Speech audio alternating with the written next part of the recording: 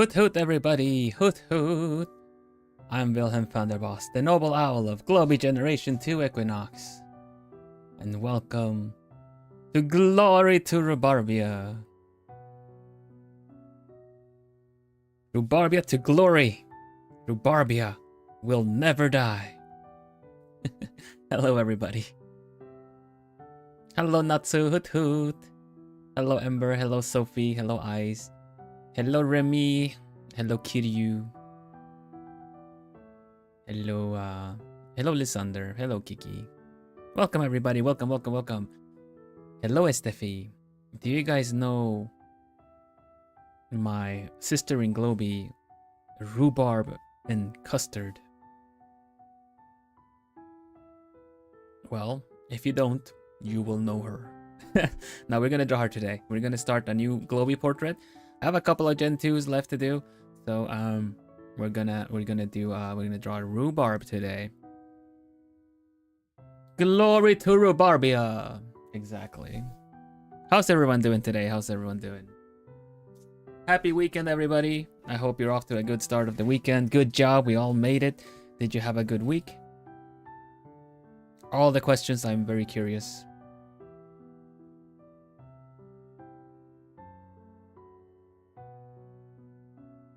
Just making sure everything is in order. There we go. I've also set up my break reminder today. Set to every 20 minutes to take a break, so I'm gonna make sure that I save during those breaks too. Hello, Joy. Hoot hoot.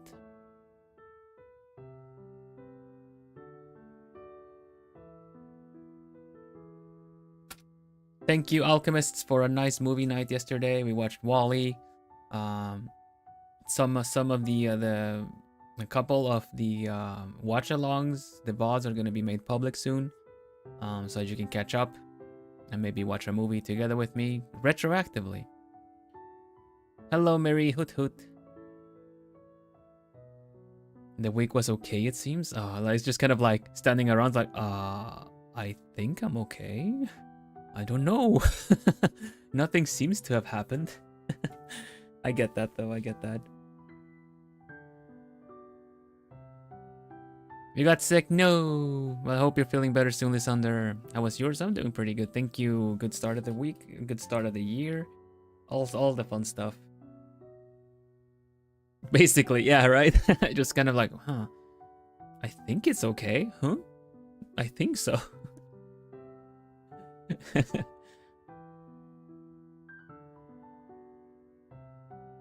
Welcome back to an art stream this side of the year. We did end the year with a bit of a wait a minute, let me say it right. We've already had an art stream. We were improving on a portrait. I think we did pretty good on that one. Now it's time to implement a little bit of the things that we did with that portrait onto Rhubarb.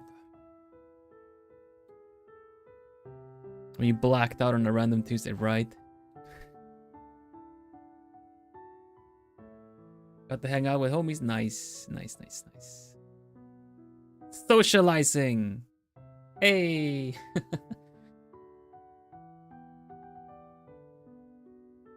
Yes, nice. Well, of course, we also have, you can ask me art-related questions. No problems whatsoever. We're gonna get started on Rhubarb. I'm gonna try a slightly different approach for Rhubarb this time around. Mainly for also practicing my own methods of the art. Because I do intend to improve my art this year. There's still a couple of bigger steps I need to take to really get into the nitty-gritty of it all. But we will start discussing a little bit more, and I'll also give you updates on how that is going. We have the upcoming streams next week. You can have a quick look. We're gonna start Monday off with a hand cam stream. It's gonna be around the same time that I do Monday streams. It's mainly because Stardew is moved to Wednesday. Where'd you get your avatar? I got it from my daddy. I got it from my papa. I got it. So yeah, Stardew Valley. It happens on Wednesday because I'm doing a collab with Jankenpom. and we're gonna start a new farm. And I'm gonna make sure that I back up and everything, our current farms, because we're so close to reaching the goals we set forth for Stardew. So I would almost say I'm almost done with Stardew. So we can't let anything happen to that save, or the mods, or anything. No one touch anything. Sadly, I'm gonna have to really make sure I save all the mods and everything, because I'm gonna just play a custom. I'm just gonna play like a normal. I say not custom. I'm gonna play vanilla Stardew with Junkin.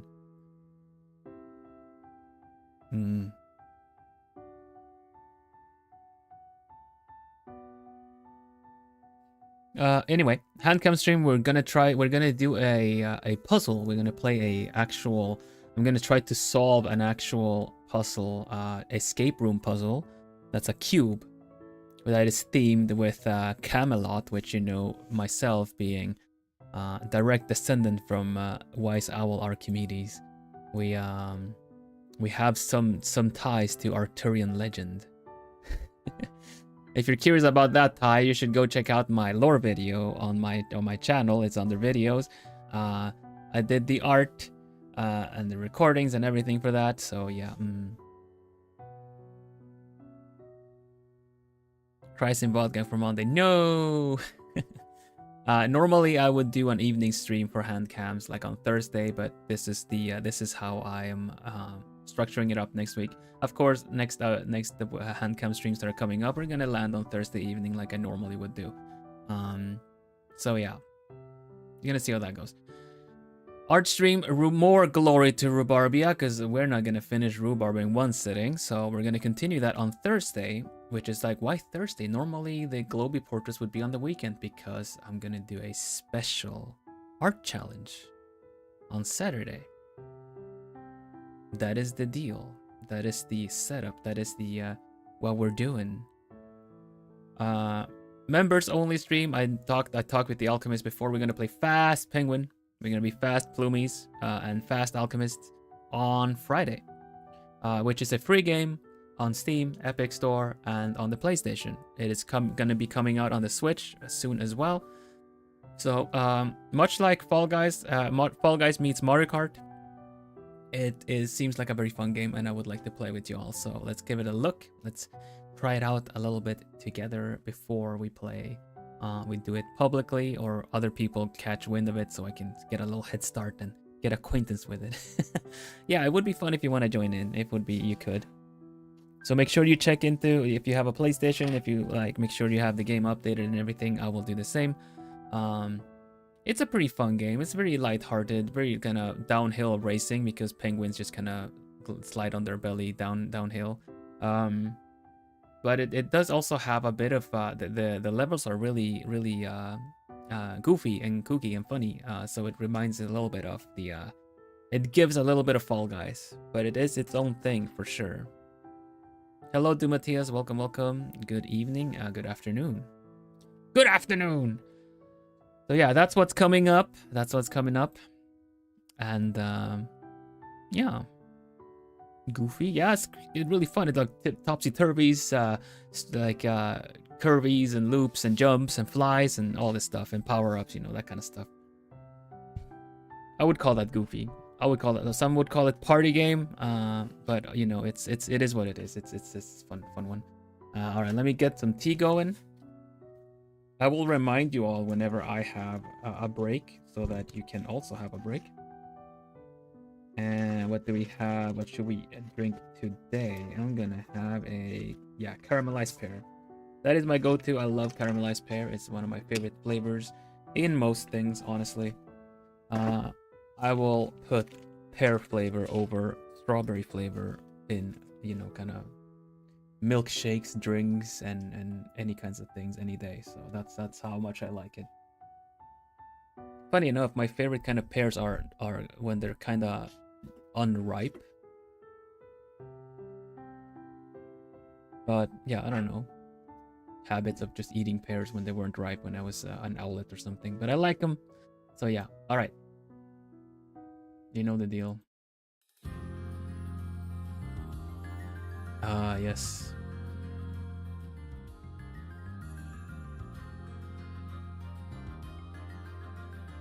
Let's do it.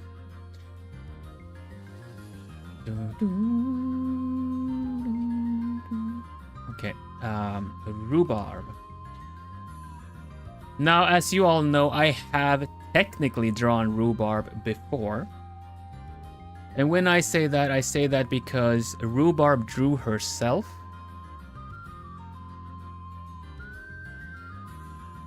Rhubarb sketched herself, and I rendered it. I colored rhubarb sketch. A long time ago. This was when we had just gotten revealed to each other, and we just were talking, making small talks. So this was a very an old art collab. Rhubarb gave me her sketch, and I just rendered it. I made it complete. So, you know, I've already technically, the reason I haven't drawn rhubarb yet with the globie portraits is because I felt like I had already done it once, so, you know, it can take to wait a little bit. Same with Vance. I also drew Vance early, so he's going in at the last of the Equinox boys to draw for these portraits because he was one of the first people I drew. Even in, like, Vance's portrait is even on my debut. So that's we're gonna draw him again though, of course, but that's where it is right now, and that's why I've taken so long with it. Yeah, and Rhubarb always said she liked Euro Truck Simulator, so I just put a cap on her. The cap was mine, my addition to the sketch, of course. But yeah, I'm really happy. Oh gosh, I'm very pleased with the rendering on this one. It's a bit. I would say it's a bit simple, but basically it's because the lines were where they were, so I just kind of, you know, rendered inside the lines. But yeah, I like this as an art trade, not art trade, it was an art collab that we did early on, and I did this. I gave her this for her thumbnails because she was definitely gonna play Euro Truck Simulator. So you might have seen it early on if you've seen her channel. Yeah, exactly, and she was using that picture for her thumbnails. You know, I don't feel like I could take full credit or anything for that because it was her sketch after all. But now we're gonna draw our own. Now, I have some ideas. I want to, whenever we've drawn our globie people, right? I've tried to incorporate what they have been about, in my opinion. Either the early impression that I got or what they have established as far as I've seen. Something that feels more personal than just, you know, let's draw an anime character out of nowhere, pretty much. So what I wanna do with Rhubarb is give an kind of a pose that has a lot of energy, because Rhubarb has a lot of energy, and it's quite funny. She says herself she has a bit of cartoony energy, a little bit chaotic energy, but she's quite nice. She's fun. She's funny. So I want to have an energy in the pose. Hello, Citri. Welcome. Also, did I forget to say hi to anybody? Do Matthias? Yeah. She's so much Looney Tunes. Yeah, if Rhubarb could just do the whole thing of like paint a tunnel in a wall and then run into the tunnel, she would, you know. That's the kind of vibes. Oh, there's the first break reminder. That's good. I'm gonna have a sip of my tea, and we're gonna save. Here we go. You're gonna hear the bing because that's part of the program. I guess I can turn off the sound, but I'd rather it be there just in case. Because sometimes it tells you to like close your eyes and, you know, move your head side to side, and the ding is kind of like the go signal again. All right, let me save our project so we have it. There we go. Okay, so Yeah, I'm gonna do break reminder because I do not trust. I don't trust the new Clip Studio. Don't let them hear that. But I've stuck to the same version of Clip Studio for a very long time because the other versions would crash on me. Put her in jail, yeah, of course. I mean, she started off. I even touched upon that on my debut. Ah, alas, poor Rhubarb. I knew her, my friends. But yeah, okay, we're gonna have a little bit of energy. I'm gonna try a pose. We're gonna see if we can discuss that or maybe change the pose around. That is one of the first things I need to start working on, is actually sketching the pose before we commit to the pose. Preparation is key, even in art, even though I've just been the kind to just, all right, that looks good, let's just go, we'll figure it out while we're working on it. No. One of the things I want to do to improve is actually take my time with a lot of things. So this portrait might take a little longer to finish than the others because of that, but better late than never. New year, we're gonna learn some things. So let's get the head in. This okay, and I want to have a very kind of face, right?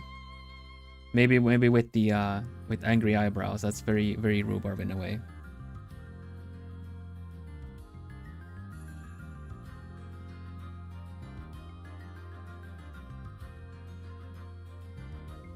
This is gonna look really silly, but I want to practice this because I'm very bad at actually planning my pictures. I'm good at rendering them, but I'm not good at planning them. So okay.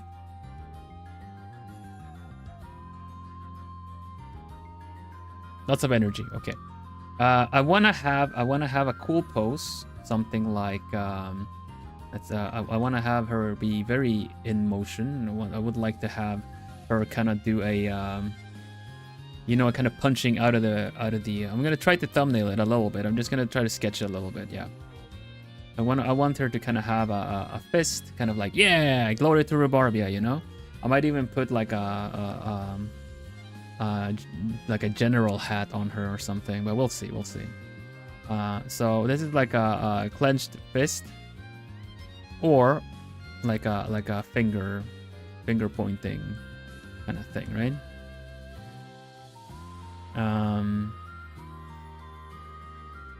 Foreshortened, so it's kind of coming out of the whole thing.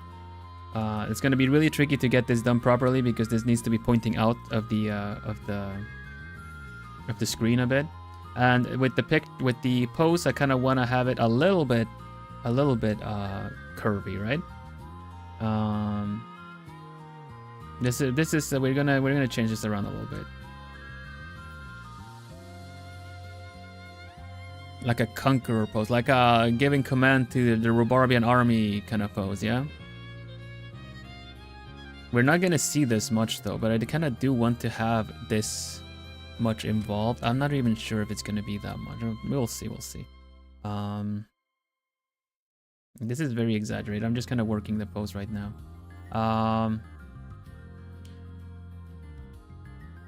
I think let's have a megaphone. Let's have a megaphone on this hand. I think that's gonna be a good one. Charge like that, right? Something like this. This is really funny how this looks like one of those like #1 kind of foam hands. But I'm thinking something like this. Now, could we do it differently? Let me try to. Okay, this is the first one. Let's have the thumbnail there. Oh, like thumbnail. Let's have the sketch there. Okay. Now either we can draw a completely different one to kind of see which one is better. I would like a megaphone, and I'm very committed to this because this is my first idea. But what can we do to make it different? It could be a screaming one. It could be one that is, you know, you can kind of like, go everybody, you know, actually holding the megaphone like this. Glory to Rhubarbia. Although I kind of want to have the face still show a bit of her eyes, so maybe not as the constipated eyes, but more like, wow, you know, like that.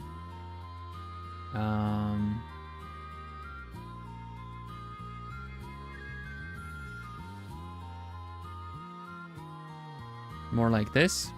One eye closed, maybe one eye closed.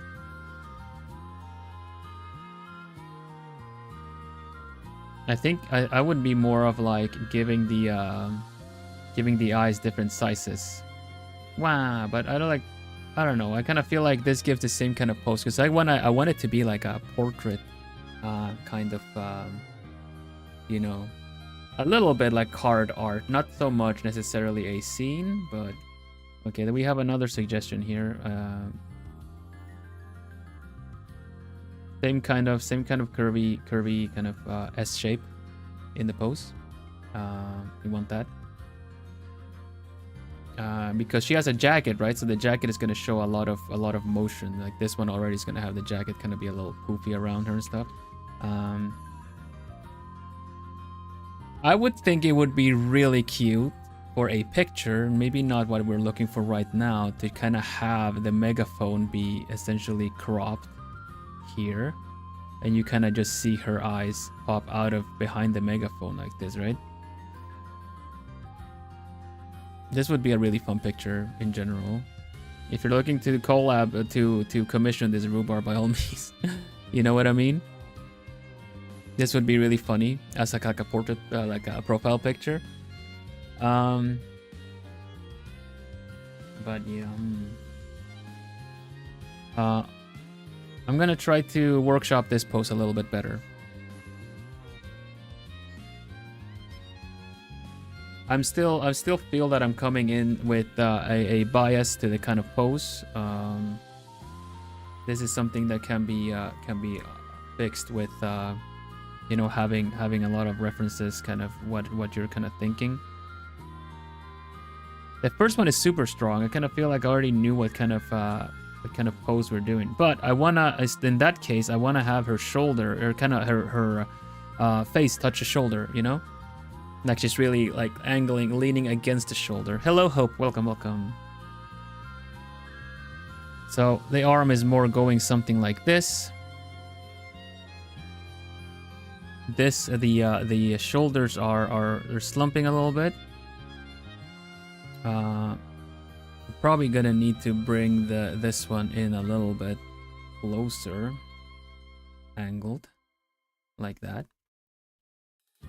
And something more like this, I guess, because it needs to be action filled. So technically, she would have her arm up, and it would go up. It would kind of go further up than the body, because she's in action. You know, she's kind of really holding it up there, like even sideways and stuff. I'm gonna have to draw a better megaphone as well. What does a megaphone look like? That's a good thing to keep in mind now too. Megaphone, like a modern one, not the old, like just little. There we go. It has a handle as well, right?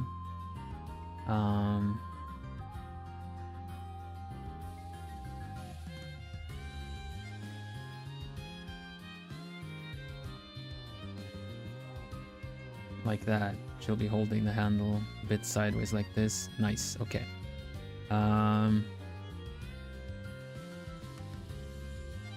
This hand is gonna need some work, but I think we got a pretty good one already from this one. I think it's very fitting for what we're gonna do. So we'll just we'll keep this one.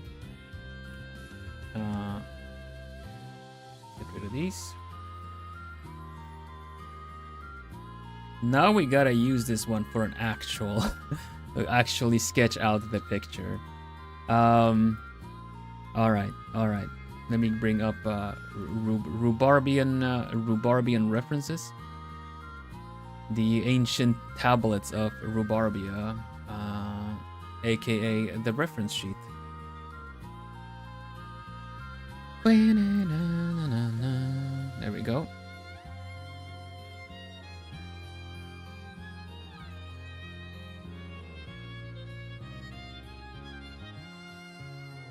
This is going to be a little bit more than a portrait. It's actually going to be, but we're starting the year off strong, right?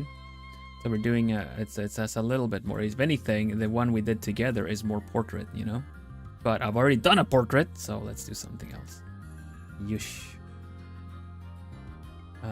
Sketch reference. All right. First, the face. Rhubarb has a bit of a petite, how do you say, body frame. But there's a lot of hair. She has the pigtails. I guess you call them pigtails, yeah. In the back, which you can add a lot of motion with. The same with the jacket, because she's bringing up her arm, which means the jacket that is hanging off the arm is also gonna do some kind of like a whoosh kind of effect, right? You know what I mean? It's almost like it's gonna have a bit of like a wing effect on that. So,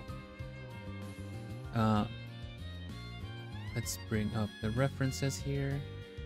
We all good with what we're doing? I feel like we tried an alternative. I'm gonna be better. I need to be better at thumbnailing things though. So that's this is more than I normally have done. But it's important to consider if the pose you have in mind really is one to go for, or if you're just, you know, not wanting to, if you're just committing because it's like the first idea. The first idea is not always the best idea. But yeah, we'll see. All right, let's get her face in.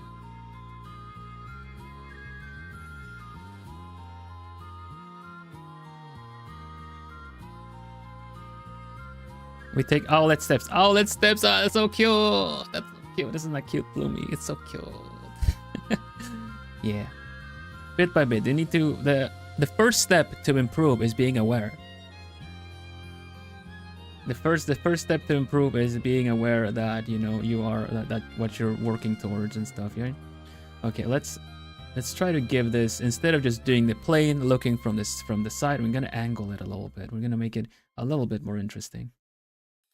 I'm stepping out of my comfort zone a little bit with this one. I'm kind of like, oh, should I do this? Yes, let's do this. Let's do this. Nose up. It's gonna be a bit more dynamic, which is gonna be really fun because, like I said, I don't know if I've told you already, but one of my goals to do this year is kind of draw a really cool splash art, full body, dynamic, like the kind of thing that you'll like, boom, will show up out of a gacha pool. That is my goal, to do that comfortably. Hopefully, I'm gonna try to work towards that. I'm off to a slow start, but I'm off to a start. So we're gonna try to start using a little bit of like more dynamic things, like Danganronpa art. I guess so. More like if you think what a character looks like when you pull them in Genshin or Arknights or any of the other gacha games. Whenever you pull a character, it looks very impressive. Like, you know, this is the character. They're almost like on a. This almost looks like a collectible figurine on their own. You know. Hello, Soup.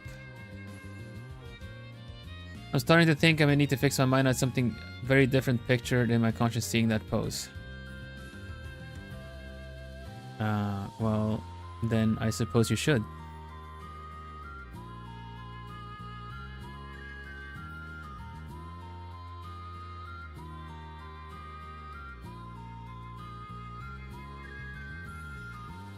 Thank you.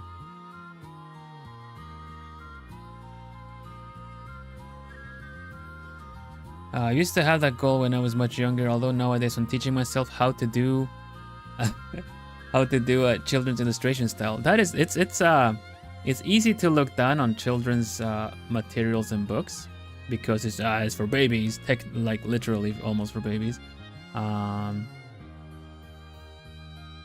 But it is a specific style that you need to have a solid grasp off of. I knew what should I call them? What is an annoying bird? A seagull? I once knew a seagull that was like really looking down on like, yeah, I'm gonna do children's book things, and they really did not manage well. It was like, well, oh well, whatever. A goose? Gooses are nice though. I mean, they can be a bit mean in a sense too, but I don't know. Seagulls are pretty annoying. So I was like, they were just like, ah, well, whatever. I can draw. Like they were just drawing anime. They were just drawing anime. I can draw anime. I don't draw for children's books. And then they just kind of had this weird half anime. You could tell that they had never drawn anything. except anime, and then they were all like, did not manage because they just felt like my art is the best it ever, you know. I'm like, all right, good luck with that, I suppose. Okay, let's see. Guidelines. Eyebrows. Eyes. Rhubarb has kind of sharp eyes, but I want her to have like these kind of eyes.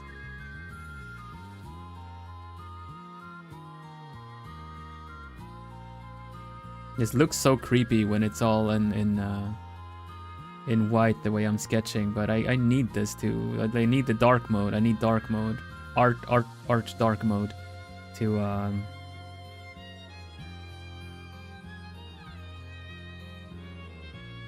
be able to do it. Now that looks so cursed. That looks so cursed, Bloomies. Would you ever trust me to fix this? This looks super cursed. Let's fix it already. What are we even doing? Problem is I'm trying to angle the face. Dark side rhubarb, very cool. We trust. Thank you. Thank you. I'm glad you trust. Okay, rhubarb bunny. Give the bunui some teeth, some toofs. That there should be they should kind of be angled a bit.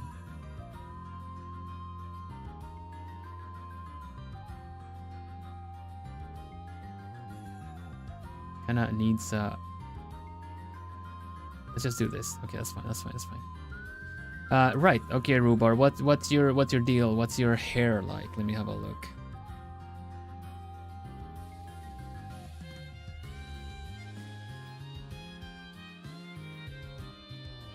It's gonna be interesting how we manage to sell this. Okay, so sell. I mean, when we manage to finish this. All right. So the face a bit angled, like I said. This looks so funny. This looks so funny. Anyway, neck stretched. Stretch for the pose. We need to do the you know what? It bothers me too much. Let's just keep it there for now. Like that. We can do her hair later. We need to fix the pose first. And I kind of want her face to be really close to her shoulder here. So, shoulder bone coming down, connecting to other shoulder bone that is kind of stretched out this way. Torso leaning back a little bit. So we do this kind of thing.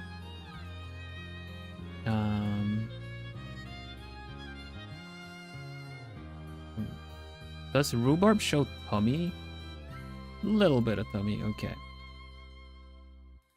Just gotta keep in mind as to how I'm gonna plan this.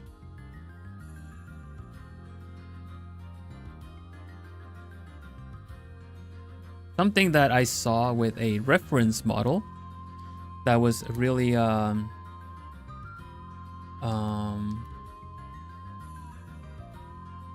usually when you have ball jointed dolls and stuff like that, it's just one joint, right? There's just one joint that moves the arm in all the positions. But there were like these art reference dolls that actually had two. I thought that was super impressive.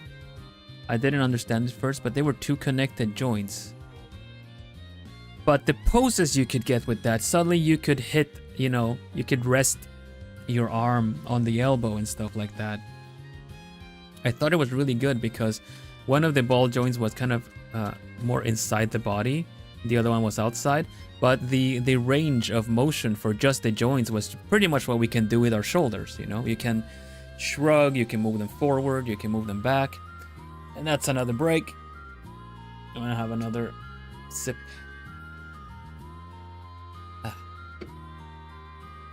And we're gonna save once this is gone. Bloop. Here we go.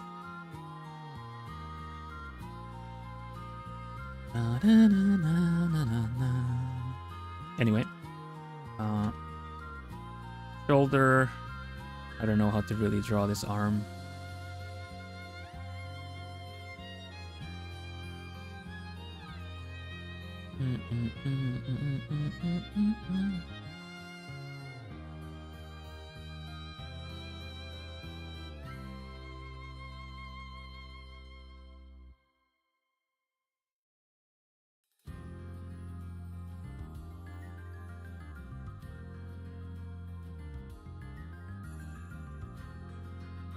Pretty good, but it's getting a little bit big, so we're gonna shrink it down a little bit.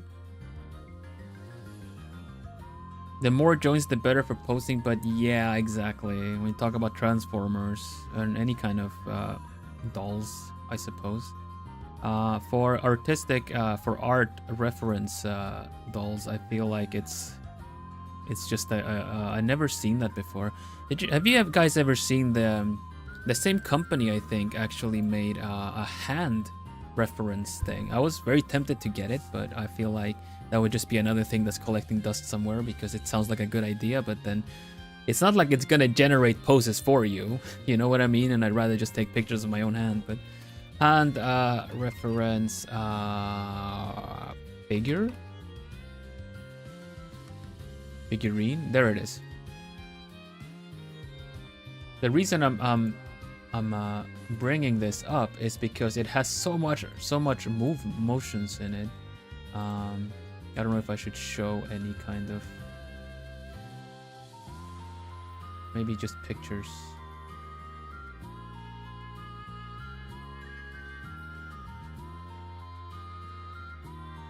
All right. Here we go. This is the back of it, okay? This is the back of it. If you look, it has the special thing about this that it has the double joint on each knuckle, and it has this part splits between the bones. All these parts split up because you can make your hand really thin, and you can also widen it out because usually the hand, the bones widen with the fingers when you open your hand, right? I thought it was a really cool thing, and it can do things like this. If you look at it, it looks a little creepy, so hopefully it doesn't inflict terror in you all. But look, see, the bones split up, so it can actually really spread out the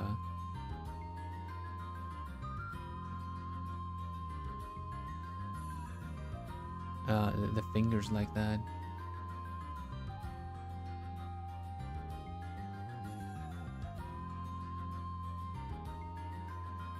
It's like can do these kind of advanced hand poses, which I found really cool. All right, guys, thank you very much for hanging out with us. Hello, Retko. I forgot to say hi, but yeah, either way, very cool artistic things. Hutsu, yeah. All right, we got Rhubarb's face there.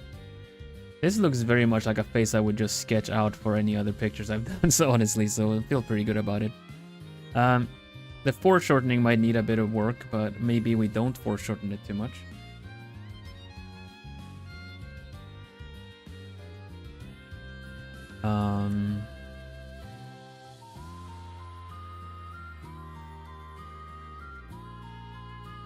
And then it's the pointy.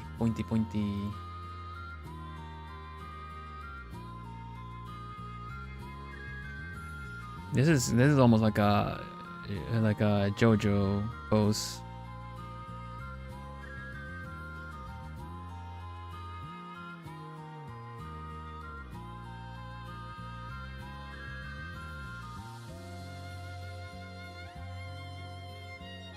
We might need to bring this back in to foreshorten it in order to make it fit on the scene, because this is not fitting. Let's have a look at Rhubarb again.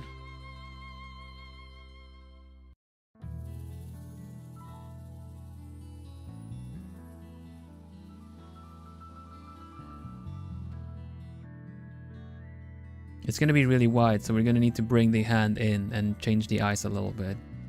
It makes for a really cool pose, but it's not going to work out in our portrait, in the ways of our portraits, you know?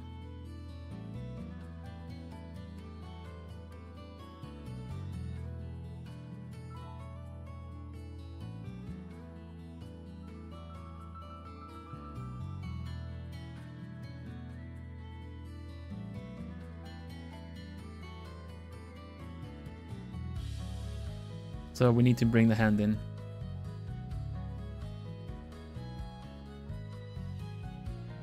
Let's keep the old pose a little bit like that. Because we just want to bring it in a little bit more. The height is all right. So the hand should kind of be here.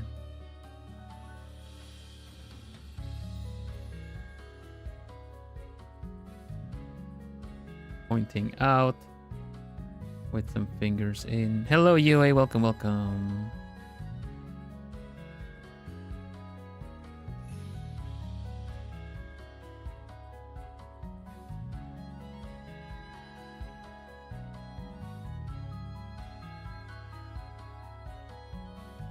Bigger. This is definitely not, doesn't look foreshortened enough. That's more like it.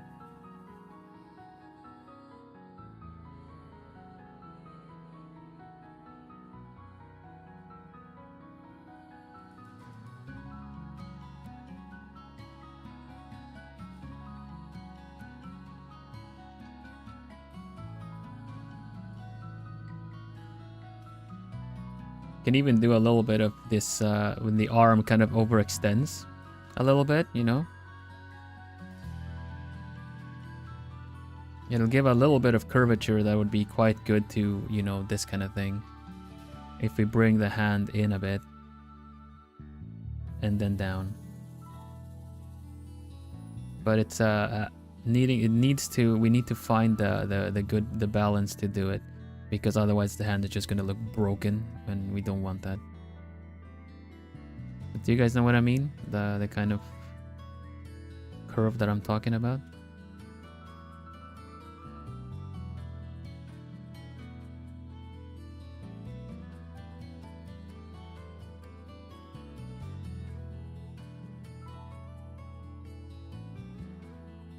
Like that, see? Now it's not as wide. But we still have the finger pointing.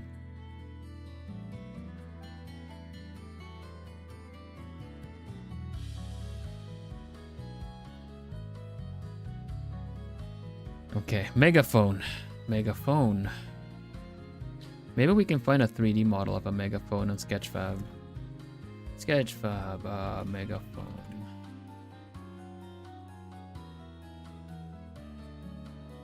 Well, she technically is yelling at you, Taco. Welcome, welcome. Because she has a friggin' she has a megaphone, so she's definitely yelling at all of you to charge into battle for the great of Rhubarbia. Okay, we got a megaphone here. I'm gonna try to tilt it a bit.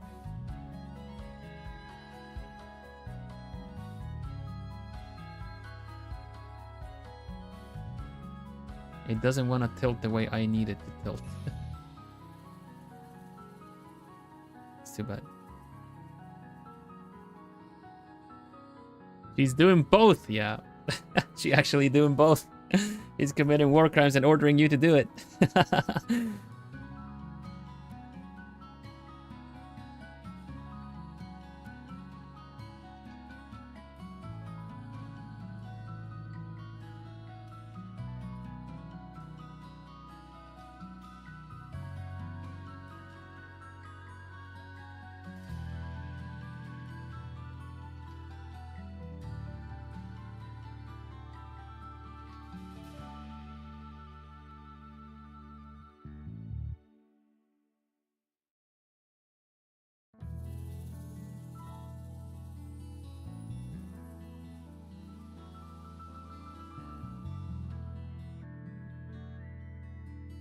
So something like this is what I have in mind.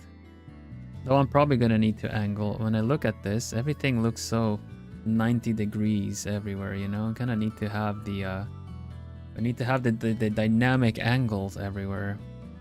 I think that's very important. Lifting the megaphone this way actually lets us kind of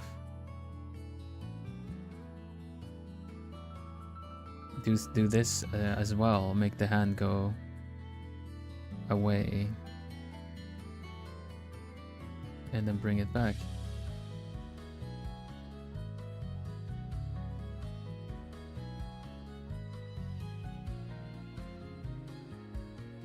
Without, yeah. Without the center resonator, you're right. You're totally right. And action. There you go. Okay, some adjustments to the body, and I think we got the pose that we're working on. Yeah.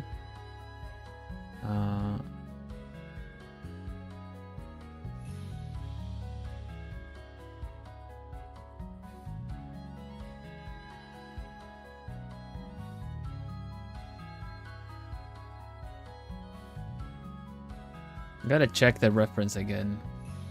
The Rhubarbian reference. She doesn't have a tail. Her hoodie has one. Oh. Okay. There we go. Sketch. Does anything look wonky with the sketch? If anyone, no one can tell. I feel like she's quite short and her head is really big. That's something we're gonna need to adjust a little bit. Not that it's bad for rhubarb.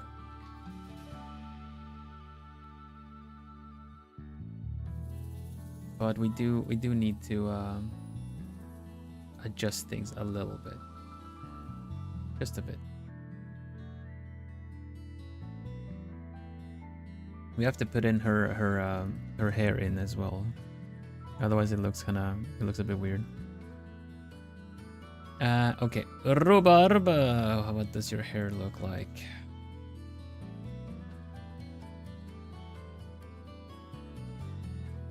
And her ears. Yeah, the ears are paramount to everything that is Rhubarbia.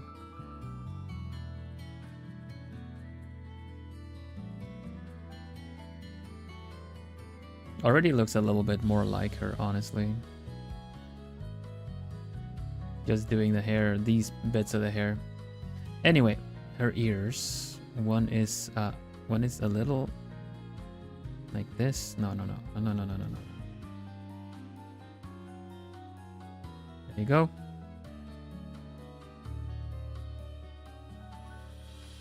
Yeah, Hope.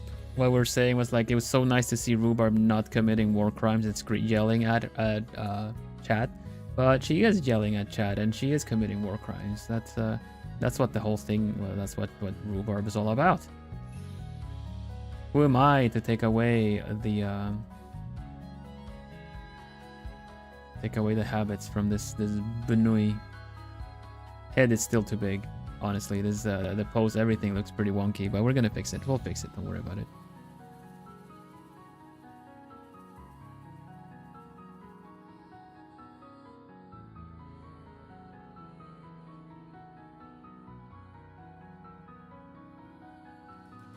A lot of things just need to fall into place first.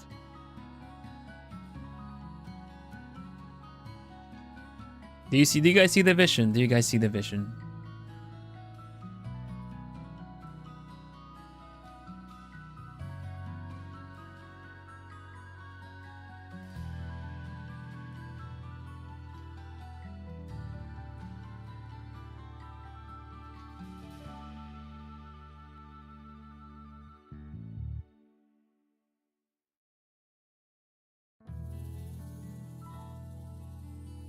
See the potential. Nice. Thank you for believing. I'm personally really excited because it's a long time since I planned a picture properly like this. The one thing I need to kind of figure out as well is what I'm gonna do with her jacket, because they're around her arms. It's going to be kind of tricky to really get this in there.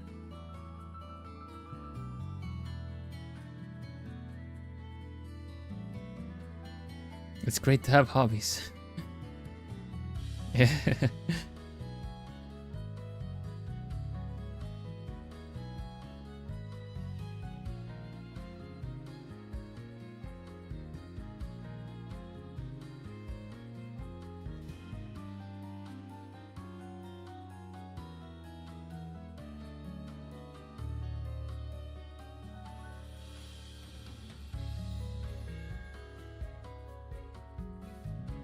What was the Marvel joke? Oh, the Vision. Oh. Of the Vision. Okay, okay. See, I don't either. I didn't even know there was a movie yet. Or a series or anything.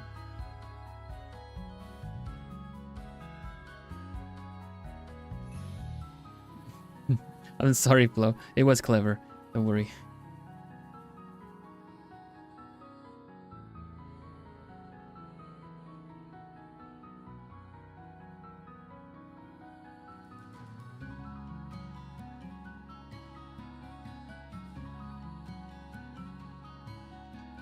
Yeah, I know of the Vision of Vision.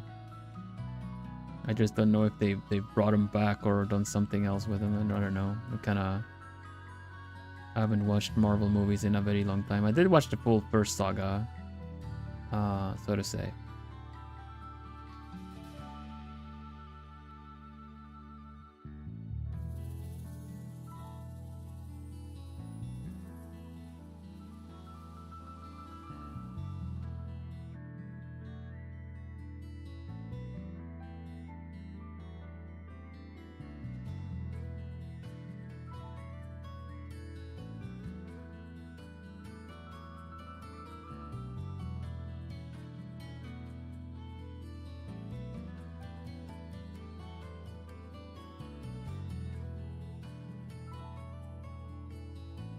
She has a skirt here.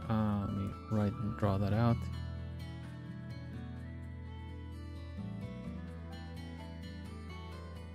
And then we kind of just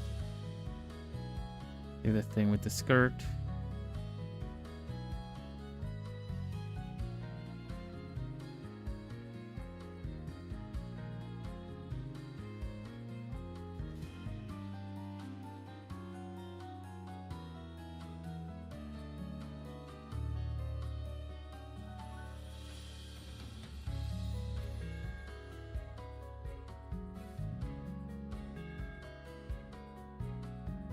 The hair is going to be tricky because so much of it is covered up, so it's going to be tricky to make it her look, you know, recognizable, but we'll figure it out.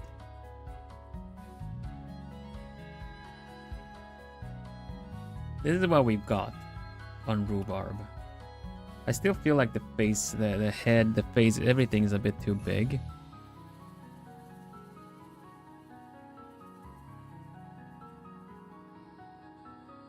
This looks so silly.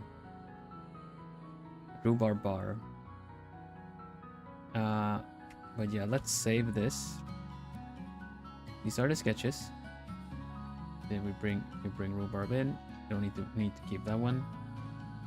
Let's put the initial sketches and ideas into a little folder, and we can put it in the far back. Okay. So the other ideas. Don't need this one. Okay. Time to put a silhouette in, get some light, and fix it, and fix up some stuff like the face and the head and stuff like that. These are all a little bit wonky.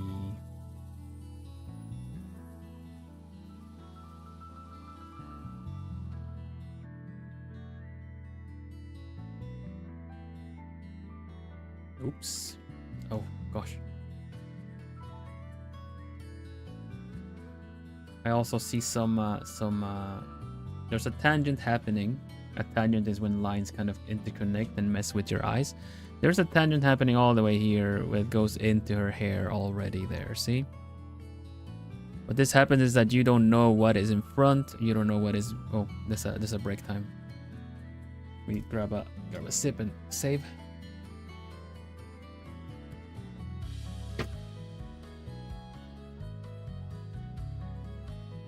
There we go. All right. What happens with tangents is that you don't know which part is behind, what is in front, what is folded back, folded in. They just really, really throw you for a loop. So we're gonna do something about it.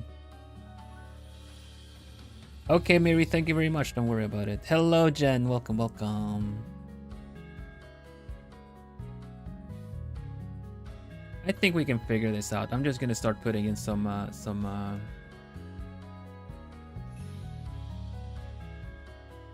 gonna start putting in some of the silhouette elements in here.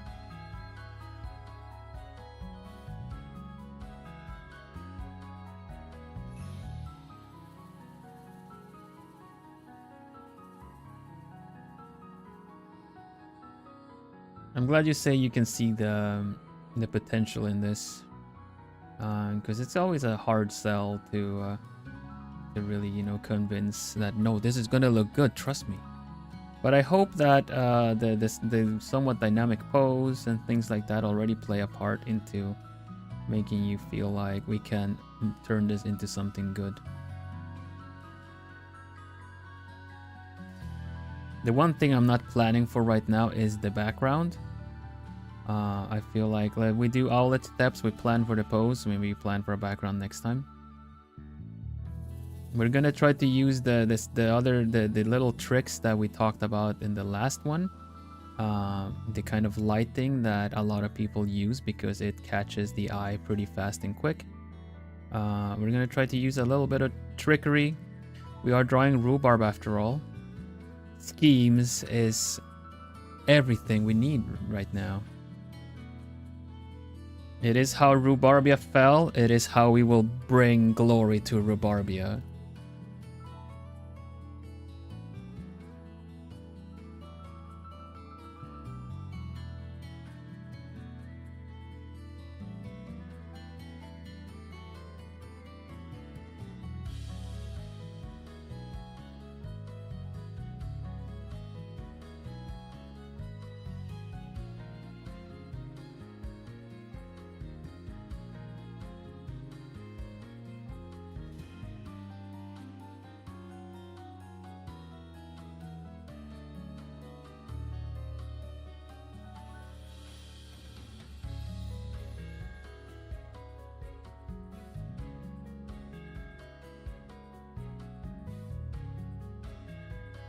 When Rhubarb single-handedly builds, loses, and rebuilds her empire. The background music is one of the many in the series called Deep Woods. It is a new one. I have used it before as well, but not as much as I've had the other ones. I like it too. Got a really nice feel to it.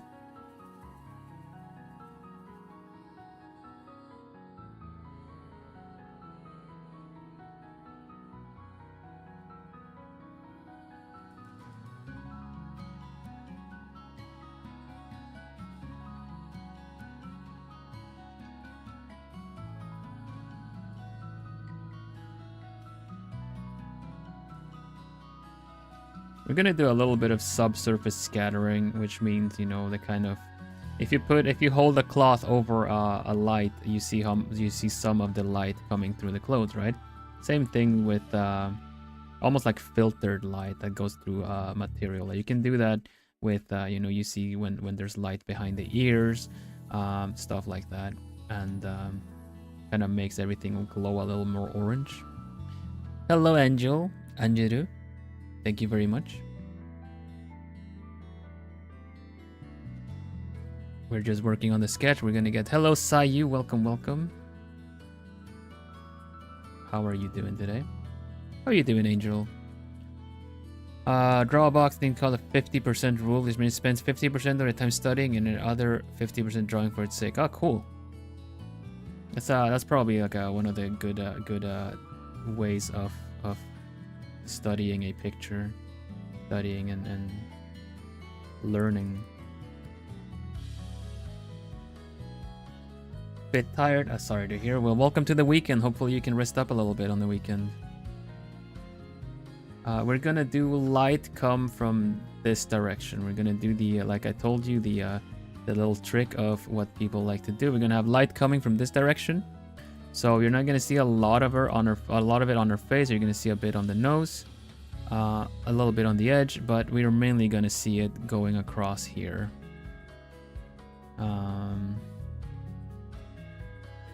A little bit, definitely a bit on the arm, definitely a lot on the arm here, finger. Megaphone, we gotta remember that the megaphone covers some too, but you know, rule of cool, we use it to our advantage.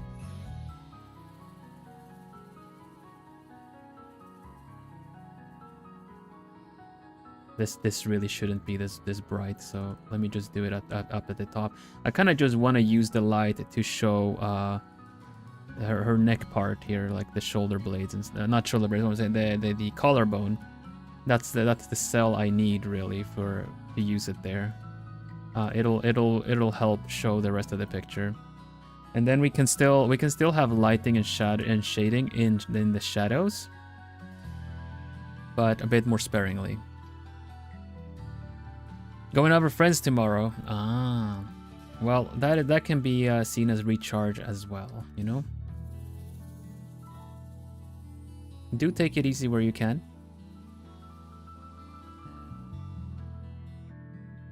There's gonna be subsurface light here. Let me mark it out. Subsurface. Oh wow. Surface light. Here, a bit in the hair, a little bit of the hair. Definitely the hoodie, the sweater. And I'm not really sure where else, to be honest, but I wanna make sure the plastic looks like plastic and stuff like that, you know. So. We got some lighting planned here already. I'm looking at this and I kind of feel like I would like to also have a little bit more shading happening here, but maybe not this much. I'm just gonna try something out here.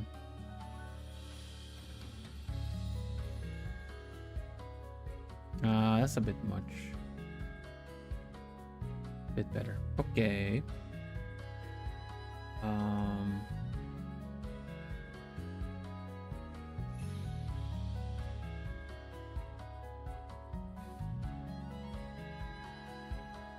All right, we kind of need to work on the face, make it look like rhubarb, because this is very messy. Everything here is very messy right now.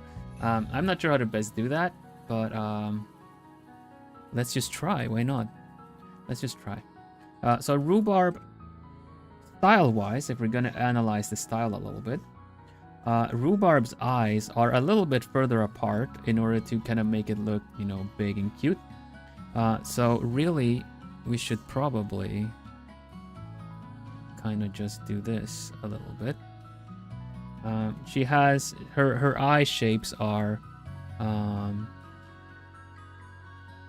her eye shapes is kind of sharp upper eyelid, and then it does this thing. It has sharp, and then from the sharp it also kind of does this.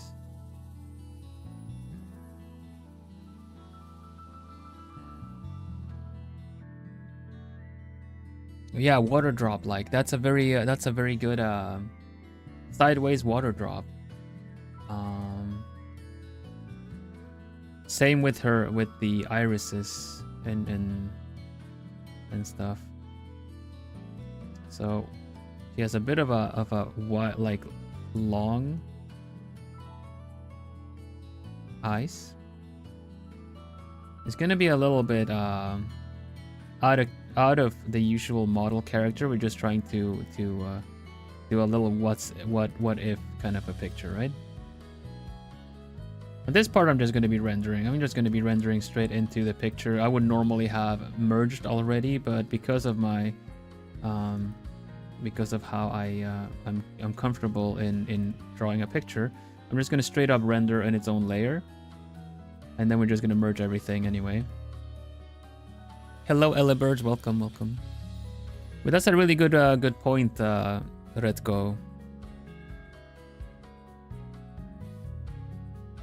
It does indeed have a drop shape of a droplet.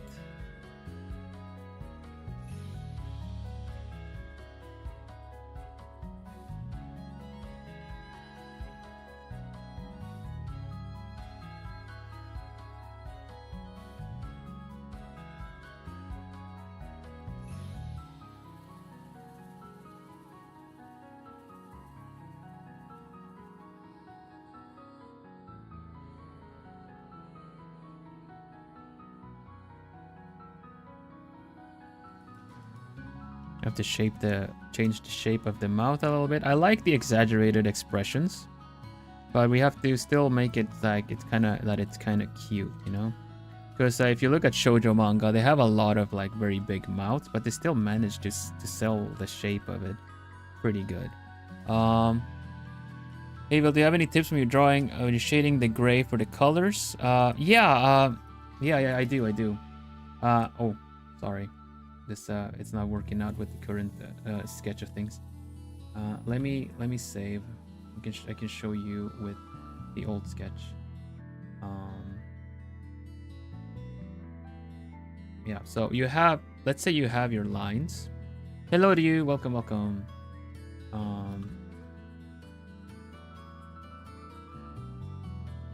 Let me. For me personally, I do this kind of thing. I have a silhouette.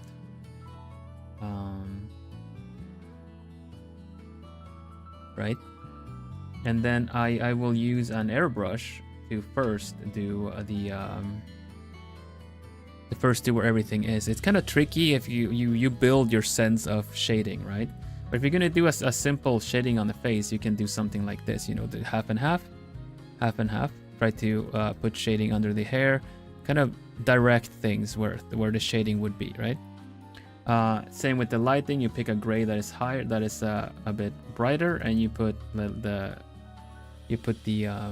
highlights where they need to be. For me, I go in and start drawing on top of this after, but this is a really good indicator where everything should be, right?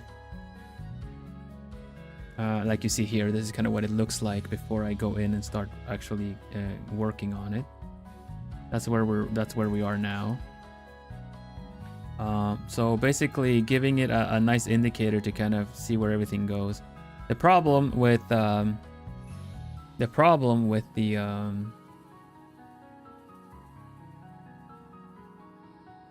how do you say that the problem with this technique is that it's not very layer friendly because I render on top of everything from the get-go.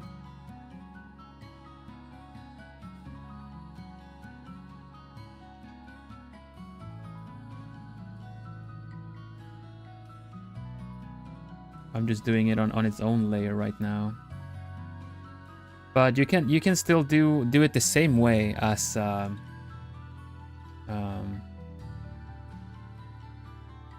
yeah, no, I have another suggestion. So you can actually split this up in a way that you do what I was telling you after you've done your line art, because this is very sketchy.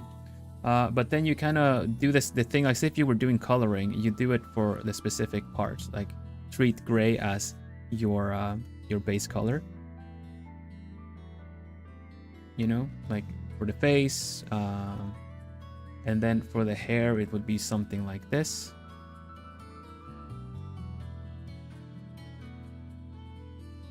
And this is very messy, but the same thing here. Like you use, I use an airbrush, a soft one on top of everything to kind of give it the general shading. But then I go in and paint over this, that you kind of get an idea where everything needs to go. And then layers on top of this, I kind of will go in and draw like we're doing now. That's the step I'm doing right now. But you can go in and draw on top of things after. Basically, you have four layers at play, which is one is the gray. If you have let me see if I can actually show you in a separate thing. Let's say you're gonna do folded cloth like this, yeah, or whatever. This could be metal, like plates or roof tiles or something, yeah.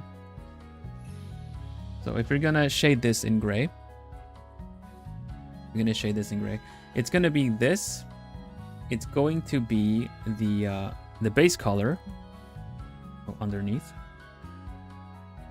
just to show you the different layers that I would be using myself.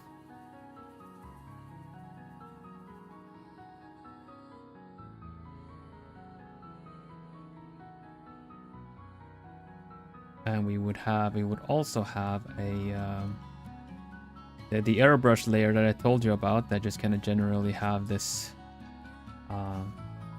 indicator where the shading and brightness is gonna go.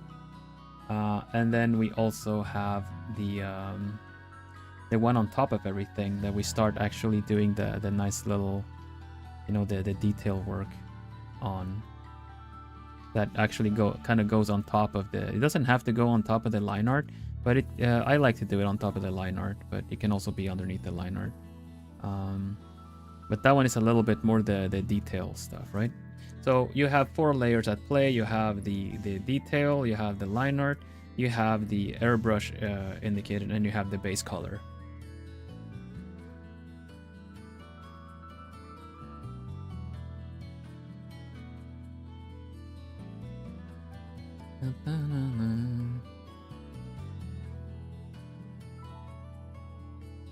That's basically how I would split them up. But like I told you, you can have the line art be on top of that layer. Hope that helps that better. I don't feel like the explanation was better. I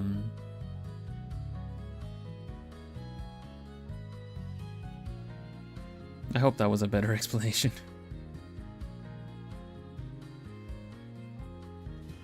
Okay.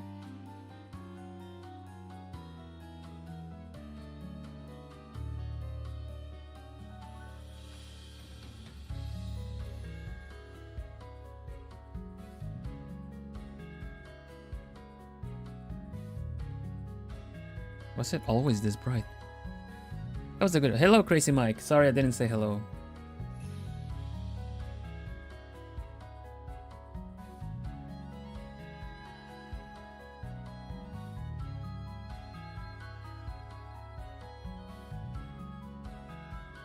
Here's a little reminder for anyone that is new in chat to please check out the channel rules.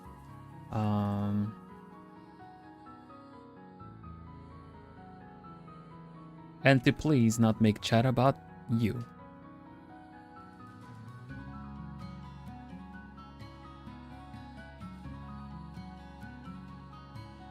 The channel rules are in the video description underneath every stream.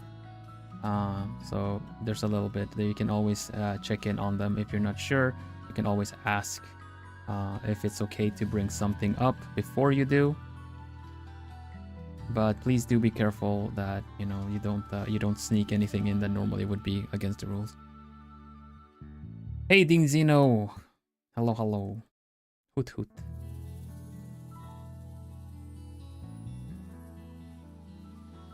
Honestly, the comment that the Rhubarb's eyes are like kind of droplet shaped made me actually better hone in on what I wanted with them.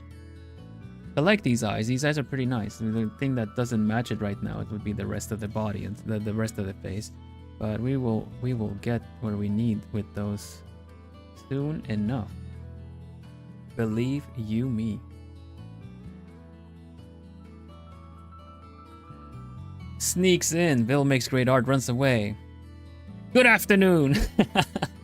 Hello, Pro and Con. Thank you very much. Do you go into an art piece knowing what pose you want to do, or do you figure it out as I go? I used to just figure it out as I go, but that leaves for really bad and really poor planning, and you suffer the consequences later. You might get some wonky anatomy. So it's better to kind of have an idea of what you want to do. For this art piece, I was kind of I actually tried to do what I would recommend doing, which is actually sketch out some ideas first. Let me remove some things here. Which started off as little stick figures, you know. Where are they? Oh, I need to take a break.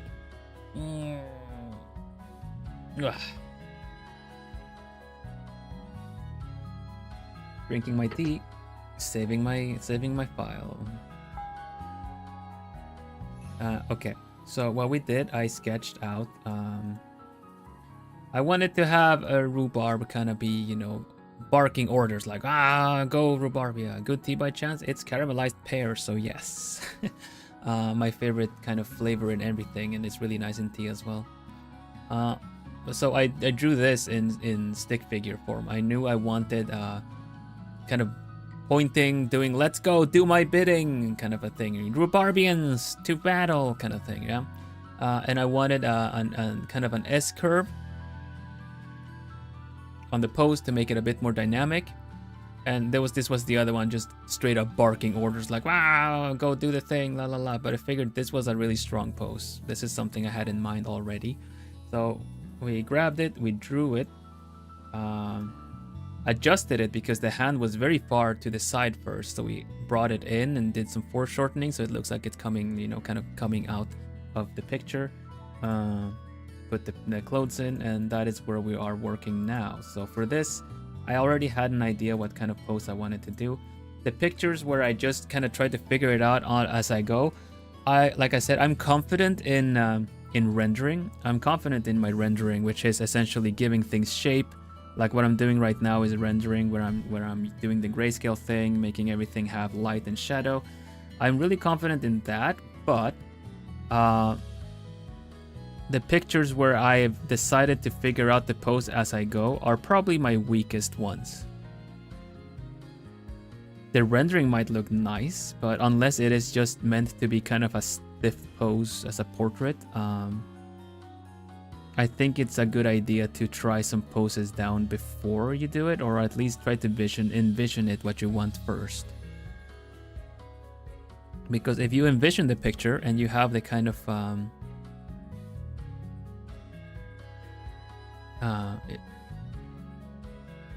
let me touch on that first. I'll touch after Jennifer. That's a good point.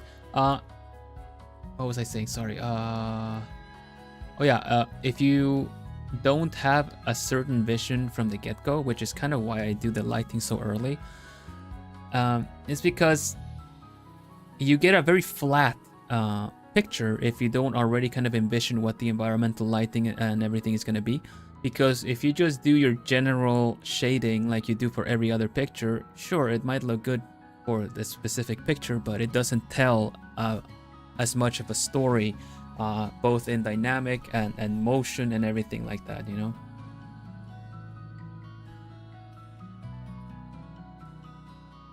Just doing this kind of S pose. S poses are very strong.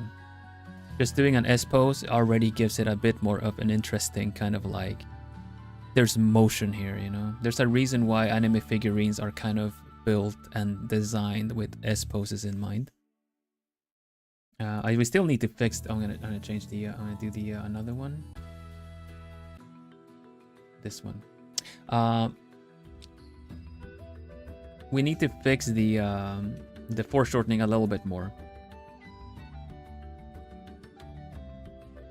I find that looking away is also the most kind of dynamic thing, because then you catch the character doing something, you know? Rhubarb is looking at a distance. They will finally take back Rhubarbia. The way Rhubarb talks about Rhubarbia makes me think of like building blocks, you know, kind of Lego talk, where, oh no, like I built a kingdom and then it got completely wrecked by the cat or something, and then we're gonna rebuild it, and just one building block at a time. Yeah. And what Jennifer said, when you turn off the line art, it kind of looks like a 3D model, and that's where my how my eyes like to see the shape of everything.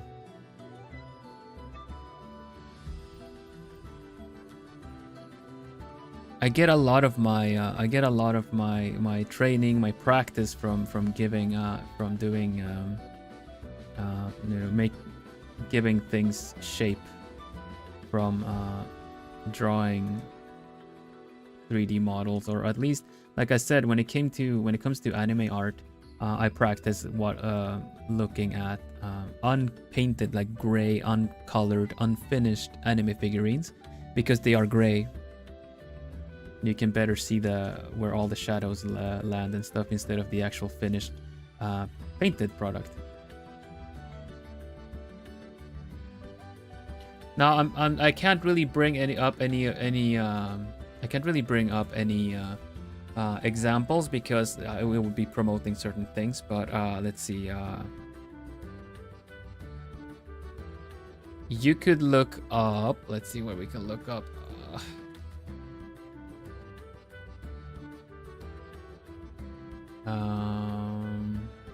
You'll see what I mean if you look up something like this, anime resin kit unpainted, on Google Images, and you will see some of the pictures that I mean when they are not colored.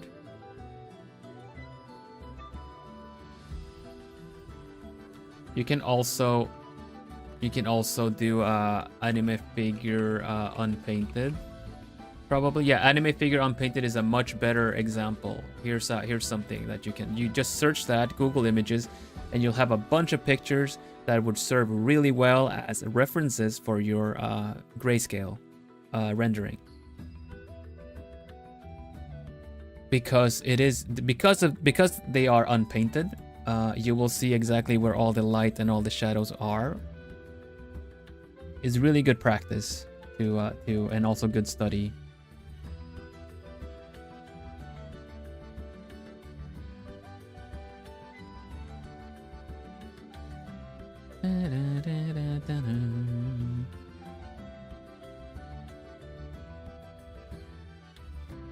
I think I'm gonna still stick to my usual thing and just render the eye out first. I find that even in a grayscale picture, if you have the eyes rendered, everything else will follow. And it also looks a lot more impressive when people just drop by and see something unfinished like this.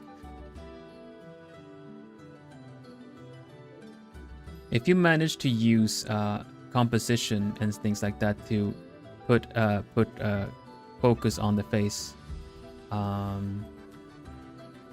then you already have a pretty good picture in the like you already have a pretty good picture at hand, because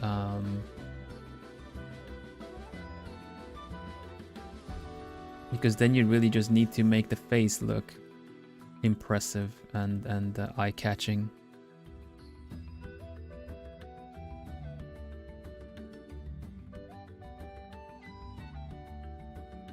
Whenever you draw the eye, somehow it looks like Hawkeye, the pupils look that they're not matching. How do I go about that? If it's digital, I'm not really sure. For me, I get that effect when the eyes don't match. If you compare the eyes, let's compare the eyes. They probably won't match.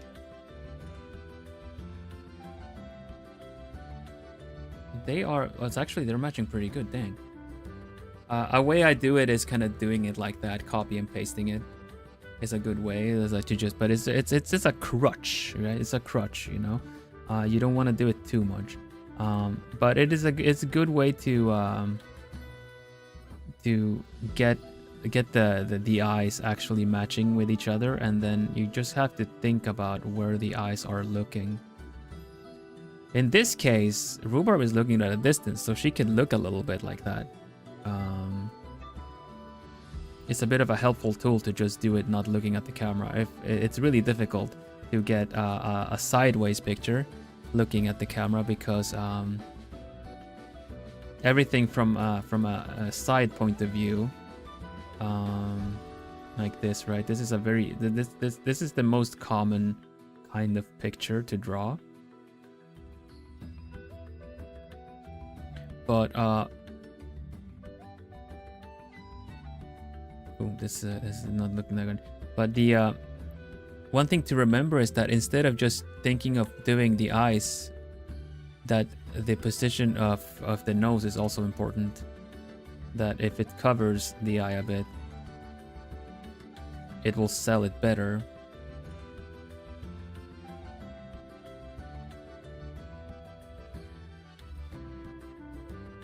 It's just about practice, really. Trying until it kind of looks good, and then you kind of build a feel for it. But it's important to get the whole eye correct, and not just like the pupil or iris or something, you know.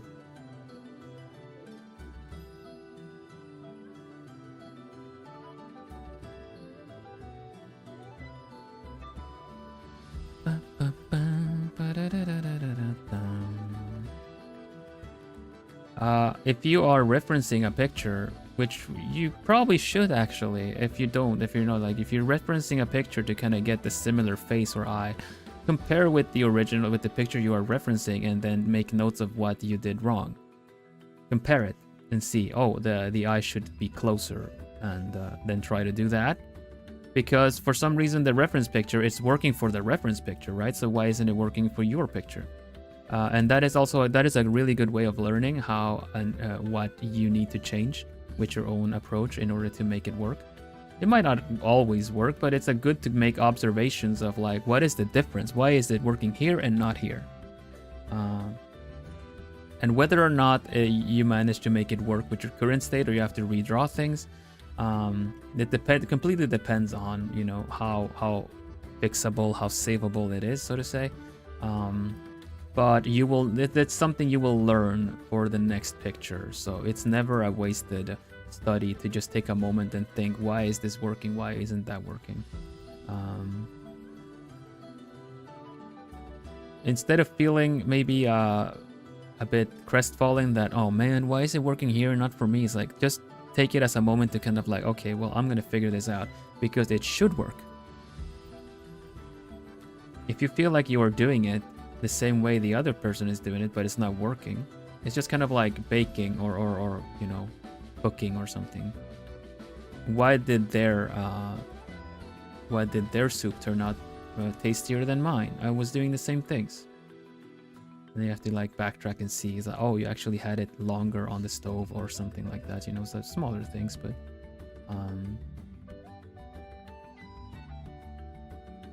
yeah, I digress a little bit, but it's still I think you know what I mean. I hope. If I'm completely not making sense, you're like, what are you talking about, Phil?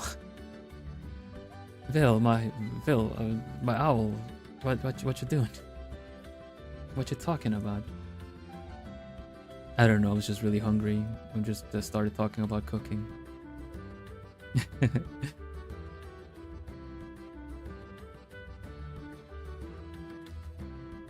Well, in order to learn it, it's not a bad thing to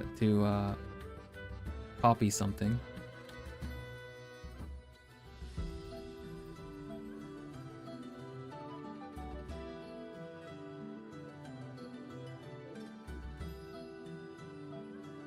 Mood boards are great to deliver a vibe, but mood boards per se are not necessarily very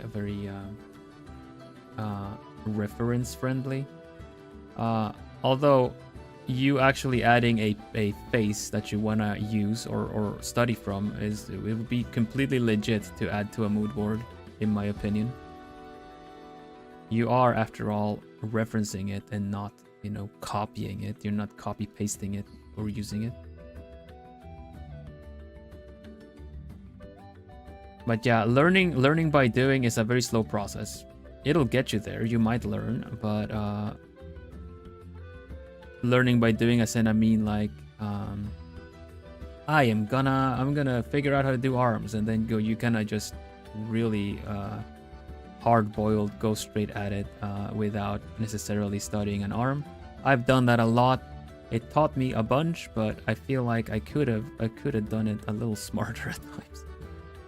But whatever really motivates you, honestly, it's more important that you actually do than you just kind of look at how you should do it best and then end up not doing it. You know what I mean? For me, I look back and I feel like, yes, I could have probably done things a lot smarter, but if I went back in time or something to tell me, hey, do it smarter, I probably wouldn't do it because I wouldn't feel like doing it that way. So in that sense, it served me to just do it, even if it wasn't the most efficient way. Sometimes we just want to act on inspiration, you know? The impulse of inspiration.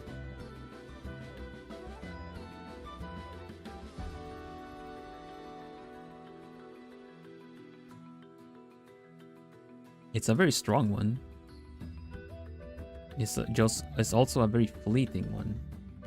You can't always count on inspiration hitting you when you need it.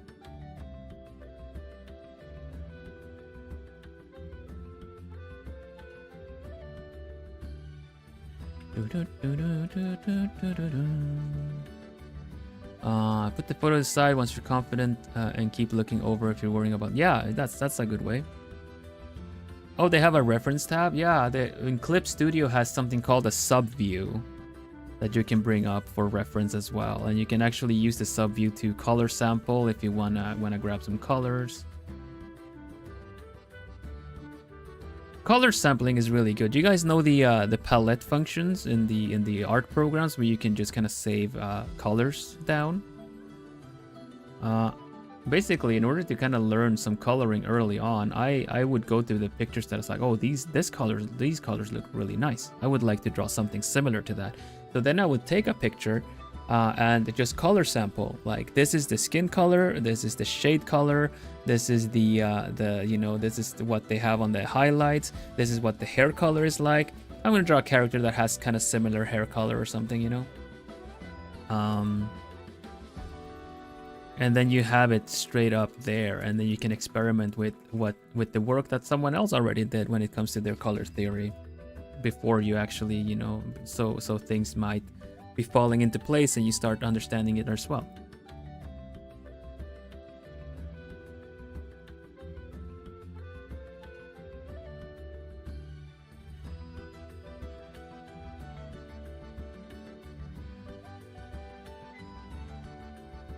And when you are, if you start off drawing on pencil and paper, it becomes really kind of instinctual to want to use gray or black to shade, because pencils are gray and black, you know. But the more you learn about color theory, the more you kind of maybe start figuring out that sometimes maybe orange or another color is better to shade with, because the mixture of the two colors create a better shading. Okay, let's put some color on Rhubarb's eyes just to kind of give it a little bit more of a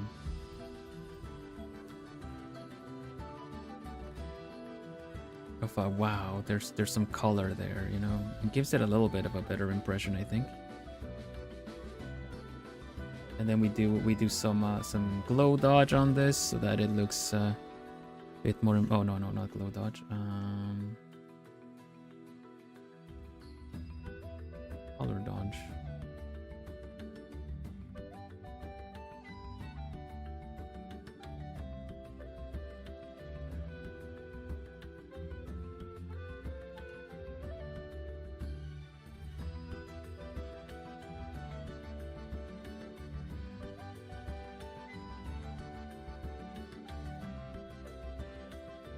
A little light touch on the edge there. Put a bit of little do the same kind of white that she does, that she has.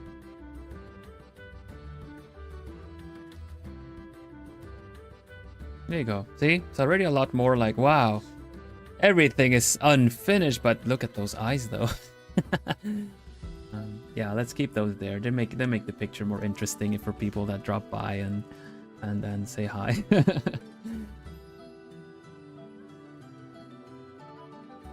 Them eyes though. Yeah, everything else is like, look at this mess. No, but don't look at my eyes. Her eyes are up here, all right? Yeah. No, it's legit a legit strat to kind of make a grayscale picture interesting as well.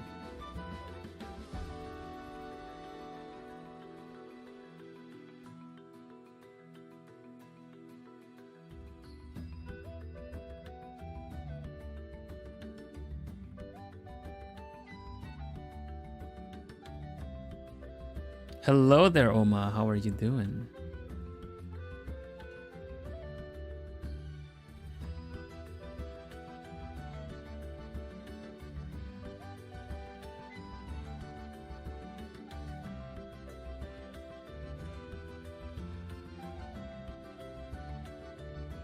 Oh, break time.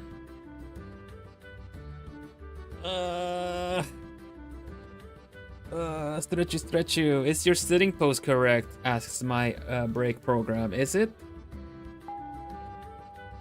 It's kind of snack time as well, but I'm gonna do it next break, I think. I'm not very hungry yet.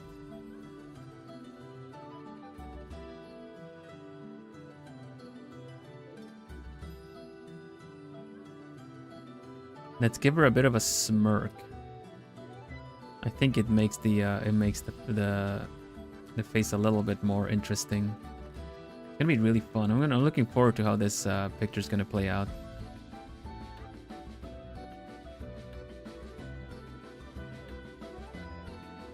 I'm gonna give her a bit more pronounced front teeth because she's a bunny. We'll see how that also works. I'm just trying some stuff around.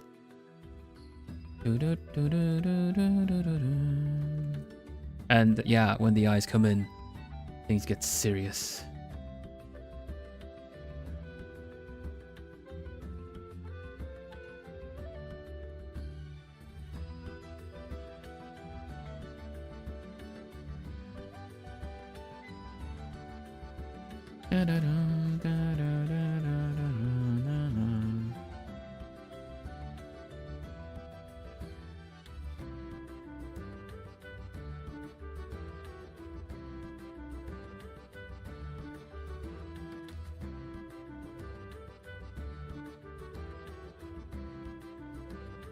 Hello, Rose. Welcome, welcome.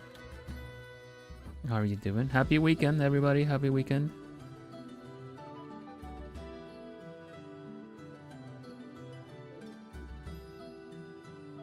There you go. There's the mouth.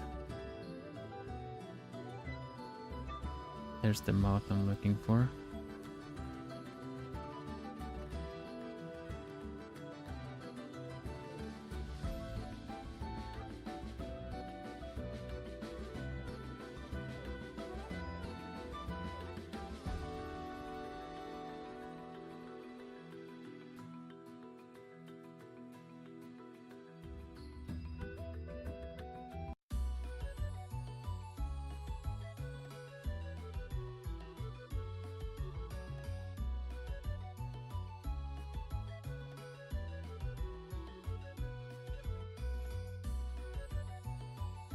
We don't show the lower teeth because of the angle.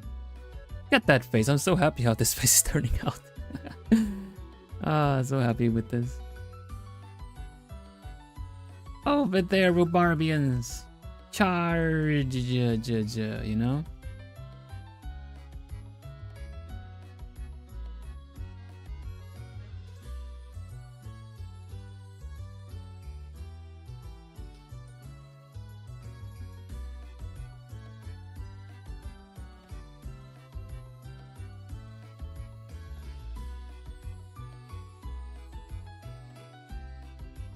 Hello, Jamie. I think it would be something like charge. Yeah, that would be very true.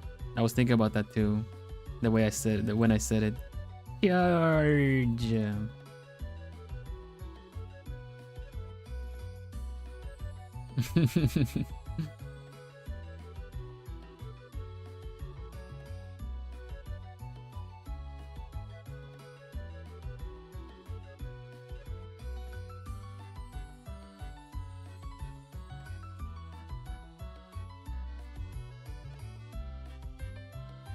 And she's a bunny. She's a banui. Of course, she needs a little buck tooth. Thank you, Joy.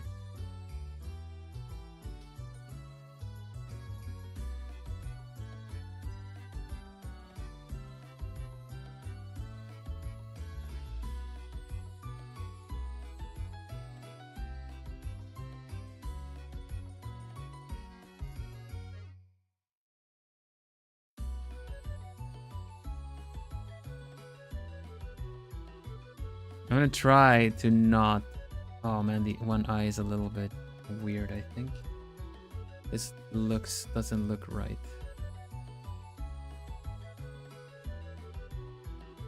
Looks better.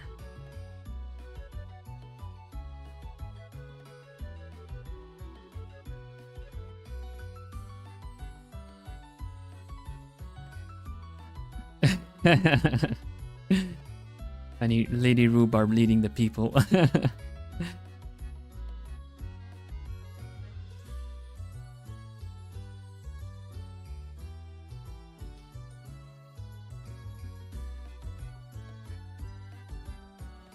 Our leader.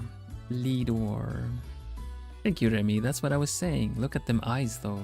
Oh, by the way, we need to move over all the things that belong to the eye here. May I suggest something? What is it? What would you like to suggest?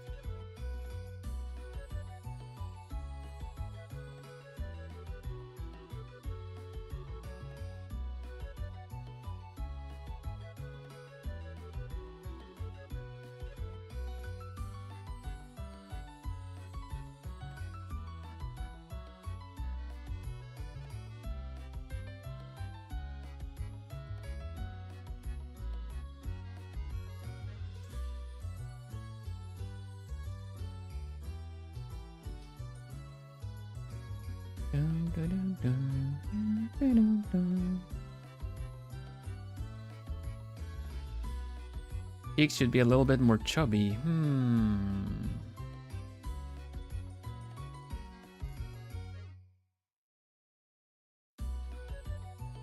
Maybe.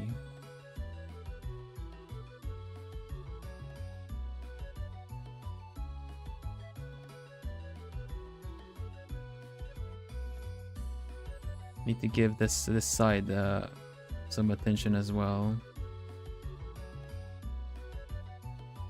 I haven't really done anything on this side yet.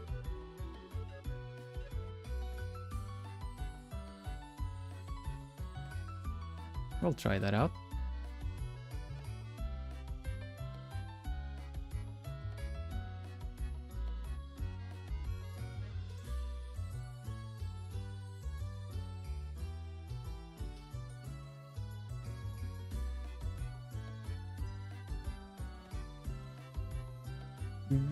What?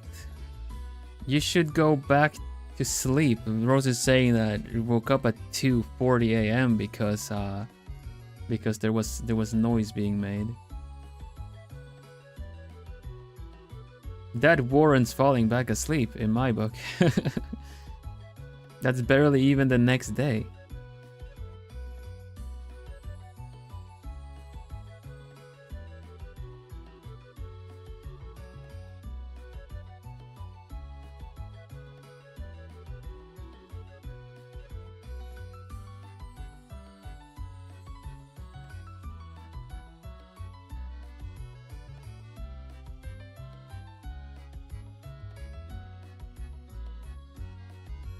Gonna be really tricky figuring out this part. People go nuts for armpits. I don't know. So we'll see if we can get this not looking not. Why this pose? I feel like it's gonna just bring in a lot of comments. Lita, hello. Hello Raiders, Jelly Raid, Jelly. Sweet. Hello Croven, hello Brasmark, hello Mute, hello Goatman, hello Ramses, hello If1, hello Big C, hello Top Gear Easy, hello Callum, hello Miles Styles, hello everybody, hello Lita, how are you doing? Thank you so much for the raid. What are you doing?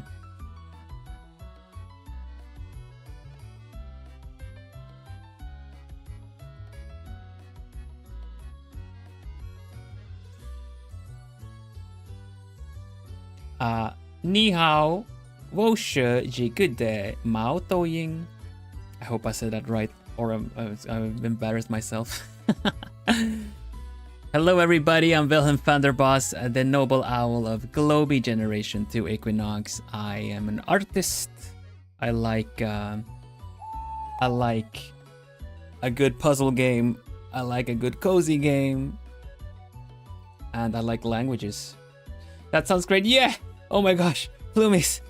I just said, hello, I am an owl in Chinese. Oh my gosh. Polyglot owl. Now, I speak 4 languages. 5th and 6th language we cannot really be talking about. So, yeah.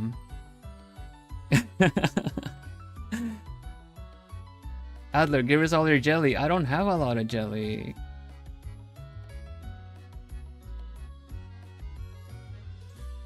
Lethal company with community. Ooh, lethal company can get so funny, so chaotic, so all over the place. Biggest jump scare of my life is hearing Vil speak Chinese and understanding it. Okay, Lida, how do you say wooden keg in Chinese?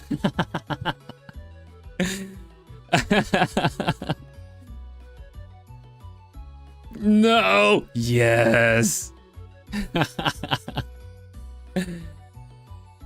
Vil, no! Vil, yes. Not keg, as in like, you know, the wooden barrel keg. Like a wooden barrel. This is just for teasing Sayu. Don't really take it too serious. Welcome. How did you manage to save the company? Did you manage to save the company? Did you get a lot of money? I've never gotten far in Lethal Company. I feel like I always die because I don't have a feather of fear in my body when I play that game.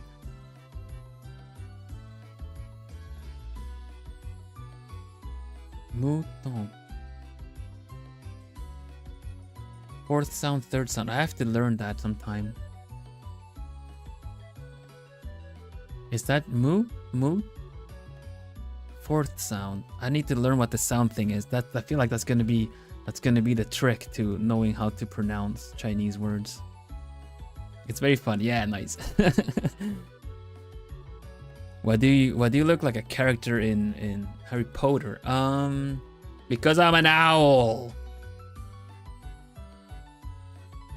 Or maybe I should ask you who?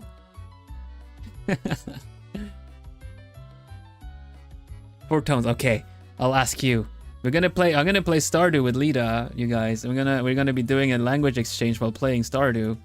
I don't know where that's gonna go. We're just gonna be talking lots of fun languages. For those that don't know, Lida is friggin' beat. She beat Japanese Duolingo. You know? That's basically playing whatchamacallit? Like a roguelike and then just beating the roguelike. And then just playing it for fun now.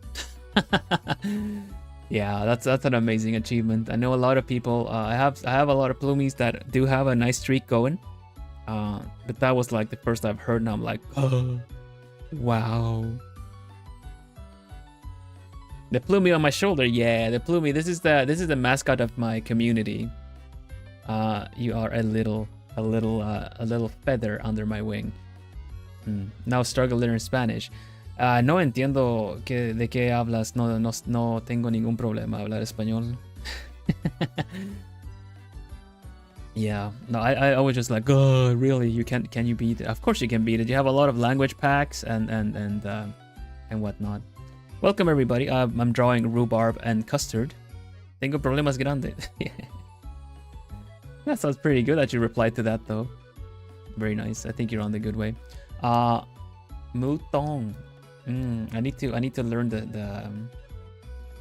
the pronunciation.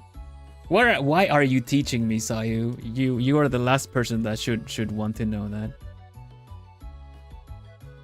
But hey, I introduced myself in Chinese, everybody. Hoot hoot! Yeah. What does an owl sound like in Chinese?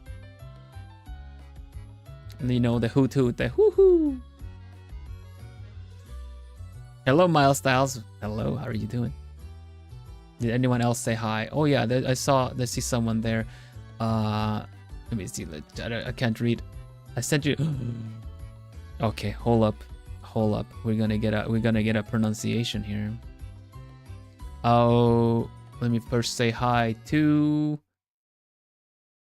Himeko. Hello there, Himeko. Himeko Q. Okay, let me have a look. I love language exchange, friends. Mouton. Mouton. Mouton. Mouton. Is that right? Or is it mutong, not mutong. 1 mutong, 2 mutong. I'm just saying it so as many times as I can. Hey Sayu. That's so funny. 2 is closer. Mutong. Okay. I'll practice. The t. Tong. 3, neither. Yeah, there you go. Neither. None of it. A stronger t. Okay, I understand. I will practice. I will stand in front of the mirror and practice, so I can rain chaos in as many languages as I can. I don't think I even know what the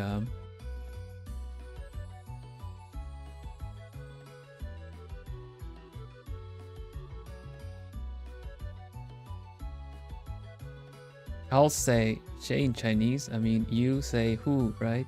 Oh, who? I get it. That's the word for who, right? Like, who am I talking about? Hello, Blue Destiny.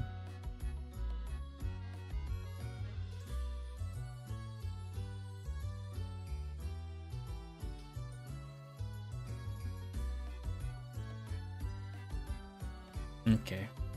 Thank you, Lita. I always appreciate learning some more Chinese there. But yeah, Lita and I were gonna play Stardew in a couple of weeks. Not next week, but the week after. It's gonna be fun. And then you can hear my Mandarin. Is that what you call it? Mandarin era. Yeah, I'll teach you some Spanish too. I have to look some words up. I've never said wooden keg in Spanish. Quatrolingo word of the week. Let's go. A wooden keg.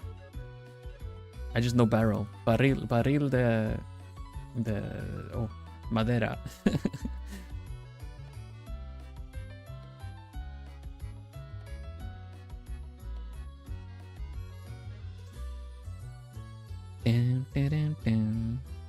I swear, if that's your next Quadrilingo, 5th, 6th language unlocked, I don't know enough. I just know how to say I'm an owl.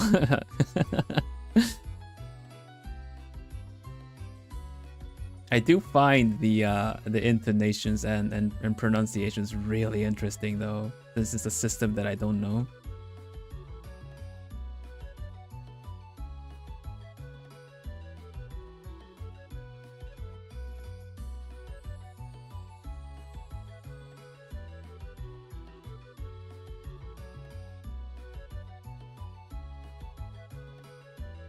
I do like Mao Toying though, because it's Mao I know is cat. So is it like cat bird? Cat eagle? Happy New Year! Definitely. Wooden keg and barril de, but that's a barrel. I guess it would be barril de madera, but there's a wooden barrel and there's a wooden keg, which is a barrel on legs. Barril con pata, barril con soporte. Cat-head eagle. Yeah, that's what I thought. I'm an eagle. I'm an eagle in Japan. No, I'm an eagle in China. Or did I even say Japan? Jeez.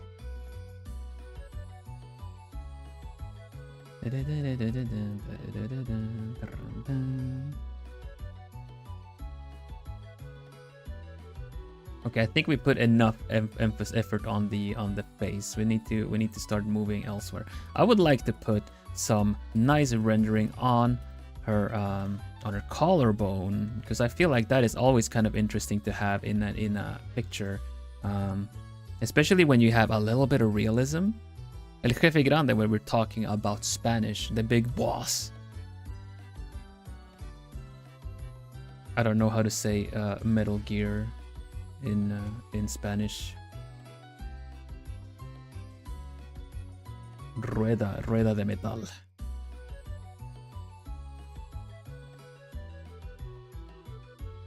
Oh, that's more like wheel though.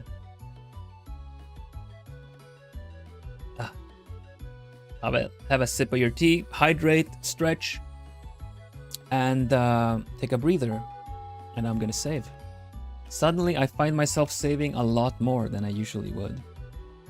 But yes, thank you very much for the raid, Lita. I always very much appreciate it. I hope you had a really good time, and if you need to rest and it's getting late, I understand that too. But otherwise, stick around, have a nice cozy time. You are, of course, always welcome here. So are your fans. What are your fans called? It's like a jelly raid. Are you jellies?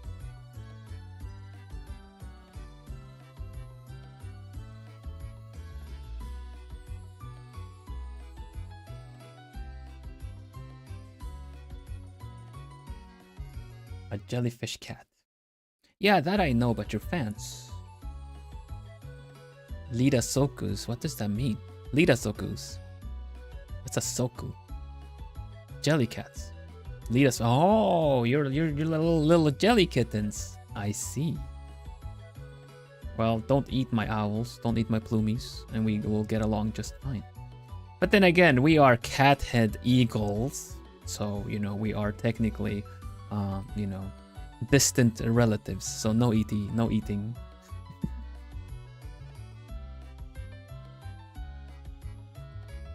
Lidasoku. Oh, like Kazoku. Ooh. Yeah, there you go. We can get along. Sumis are nice and fluffy too.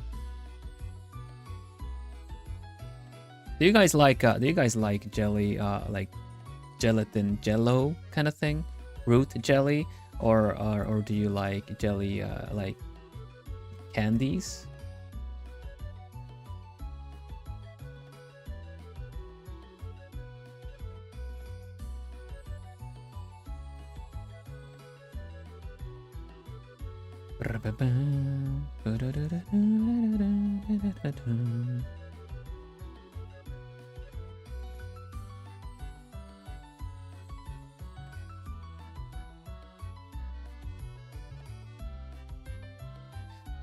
Sorry, but I prefer chocolate other than candy. No, that's fair. That's fair. I'm just wondering, since you guys are jelly cats, but maybe jellies prefer chocolate. Not a huge fan of it. No, I get that. I feel like on its own, it's not that big of a deal. If you put it with something else, like maybe a little bit of ice cream or something, that can go pretty nice. But when it comes to gelatin, like jelly stuff that use gelatin leaves, I prefer to do sauces, or like little fruit berry jellies for meat dishes. I like to cook, so that's usually where I go, and not so much doing pastries or desserts, but more so at the actual cooking. Like if you have a nice hamburger steak or something, like a little beef patties goes really well with some black currant jelly. I mean, gelatin as in like, well, it's not always the main ingredient though. The collagen is not necessarily always the main ingredient.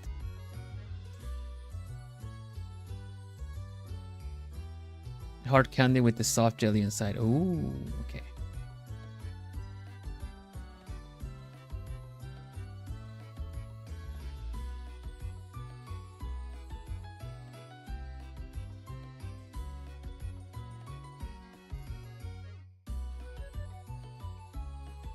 But we don't have to be talking about the main ingredients and things here. I feel like that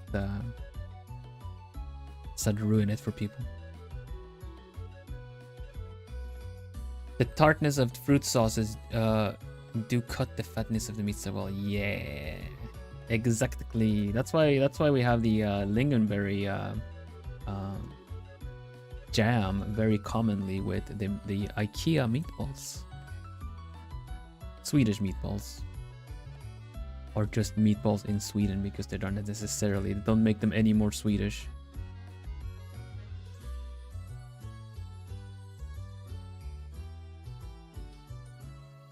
Can we not do disturbing facts? This is a place for cozy, comfy. Please don't ruin the harmony kind of a place. Formal request. kindness of pleading of kindness. Yeah, exactly. Sweet and savory. Or that's like the actual. Thank you very much, Callum. I appreciate you understanding. I know a lot of these things can be fun facts, but let's not ruin it for people with any strange, disturbing facts. Okay.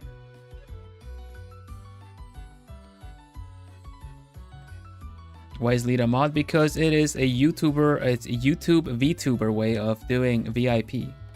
Now Twitch has a VIP list that you can, kind of give people so that they are, because they've been there for a while or something like that. But YouTube, you don't have that kind of list, so it's a bit of a courtesy. Technically, Lita could just go ham and delete everyone's comments. But it's given as a sign of trust, yeah. So it's a bit of a VIP friend kind of thing. Lita rated me before. I think Lita has a really nice vibe. So yeah, of course, it's not necessarily something that I need to get back. Everyone has a different kind of a rule and such on their channels, but that's how I do it, at least. Condensed milk with the jello. Ooh. Lita once banned her own mod with her hair by what? What? With her hair.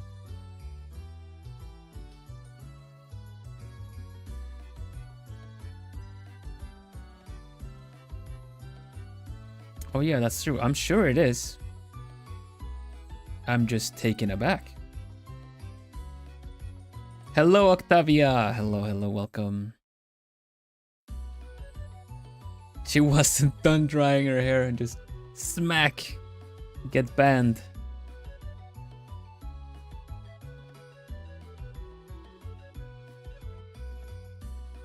My gosh.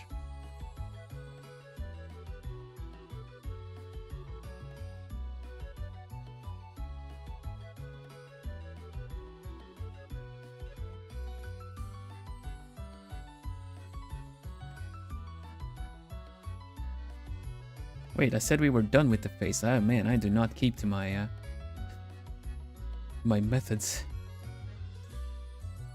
We still, this is the sketch we have going on. We still have a lot of stuff that we need to change in terms of anatomy stuff. The arm needs some fixing.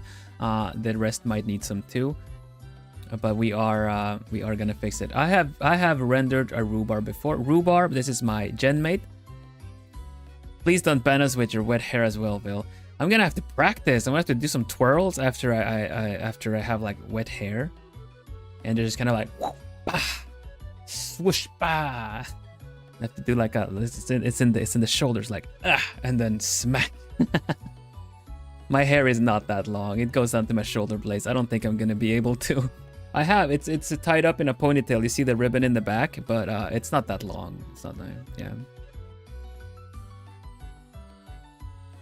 It goes between my shoulder blades a little bit longer, maybe. When it's wet, it gets heavier, so it gets a bit longer. My wet hair touched the phone screen. Oh! That's so funny. Can I just imagine? Can I? Okay. Here's what my head is doing right now. All right. We have let's put a little stand down, right? Let's put a little stand there. We put a phone there. Maybe showing chat. And then there's like a okay. This is supposed to be a phone on a stand, right? And let's do this really stray wet bit of hair. Oh, that looks really terrible. Let's just do it like something like this. Okay. So what I imagine is that drying, and then it goes like whoop, and then click person, and then like ban person. You know what I mean? It's not just a smack and then someone got banned. It was more so like the It's more so the it comes in. Let me grab it from somewhere better, I guess. A very specific hair movement. Yeah, let me actually hold on to a piece here so I can make the whole thing. It just kind of like smack and then no, it wasn't that. It actually just kind of smack, open menu, click person, ban, and then gone. But yeah, like I was saying, Rhubarb is my gen mate in Globie Generation 2. She's part of the Solstia group and is a rabbit. We have I have drawn Rhubarb before. This was her sketch. I rendered it. I put the color on it and everything. So I have already technically drawn a Rhubarb. You're gonna collab with Rhubarb, then you'll know what to expect. So yeah, I've already painted a Rhubarb before, but we're doing it something like this. Like I said, these some parts need some adjusting. I'm going for a little bit more of a dynamic pose because I really want some more motion on the picture.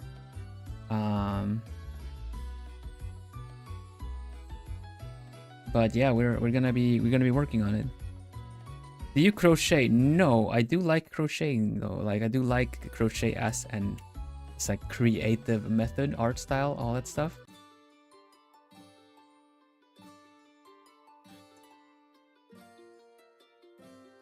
Lita, I challenge you to a languages battle. This is not the place. You can challenge me to a language battle.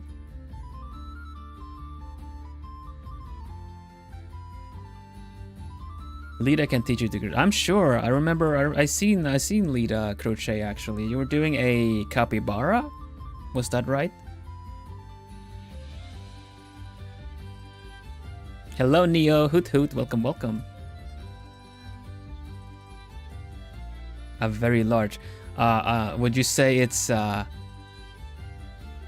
if Big Boss says it's a big capybara, you know that it's a grande, if anything. I don't know about you guys. I need to talk about this when it comes to language. If I'm speaking English, I will pronounce a Spanish word, I will not change to Spanish tongue, if that makes sense. You know? If I'm gonna say like, you know, if someone writes a capybara grande, I will say grande like an American person because I'm speaking English and I'm borrowing the word in. I don't really like changing accent dialect. I can do it. I just don't like it because different languages have different pronunciation rules. It's just kind of like how, you know, Japanese has a lot of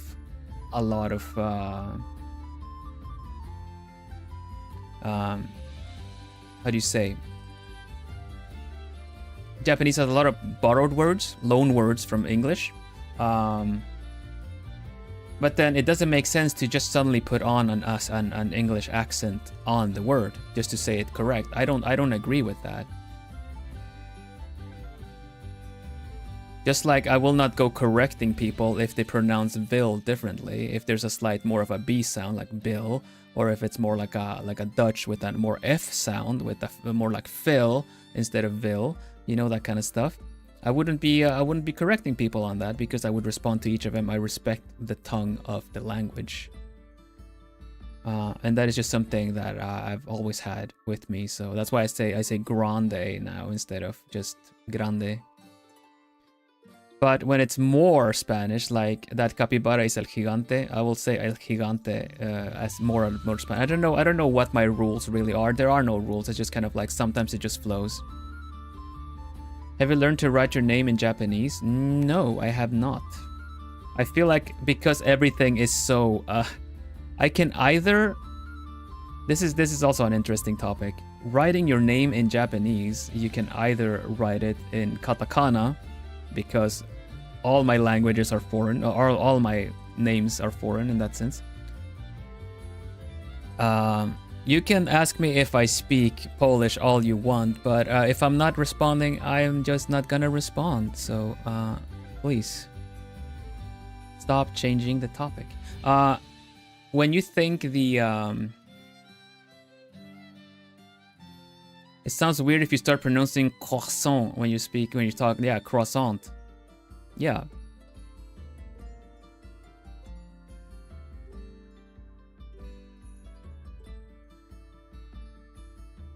But you did bully Kiri for mispronouncing the Spanish food names when...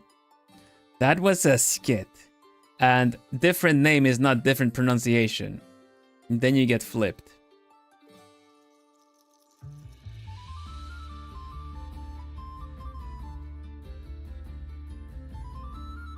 I'll have you guys know I have flipped my manager for that too.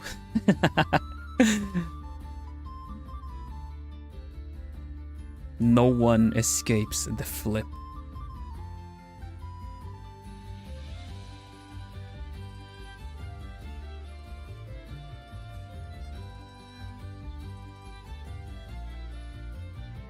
No one is safe, no. I'm Vilhelm Vanderbos. Give me the full name if you have to.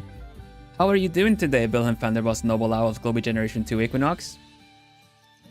Or if you have to, ¿Cómo estás, Vilhelm Vanderbos, el búho noble de Generación 2 de Globie? Hur mår du idag, Vilhelm Vanderbos? Ädla ugglan från Globie Generation 2.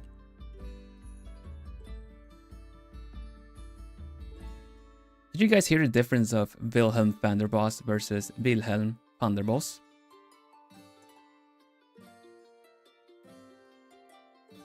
Just wondering. That was Swedish, by the way.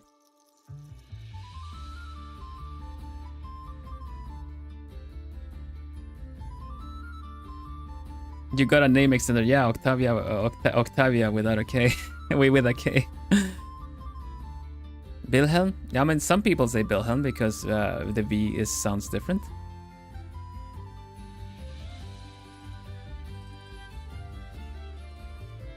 Yeah, that was Swedish, yeah.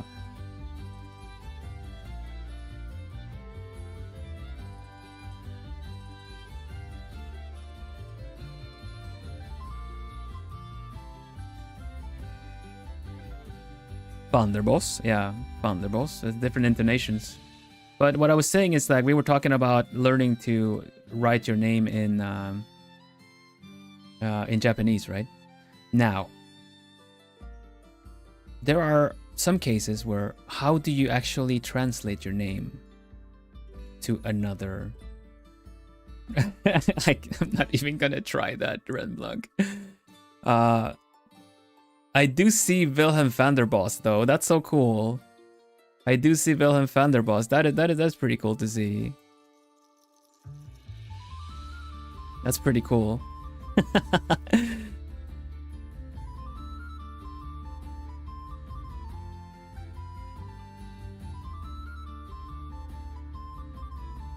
Hello, Kay. Welcome.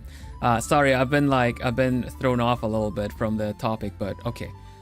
So, how would you translate like your name into a completely different system such as Chinese or Japanese? You can either write it so that it phonetically says it right, but if you think about it, my name means willful protector of the forest. Would it be more correct to translate your name, if you're gonna get it written in kanji, to translate the meaning of your name, than it would be to translate the phonetic sound of your name? Huh? Names have a lot of power. Phonetics don't.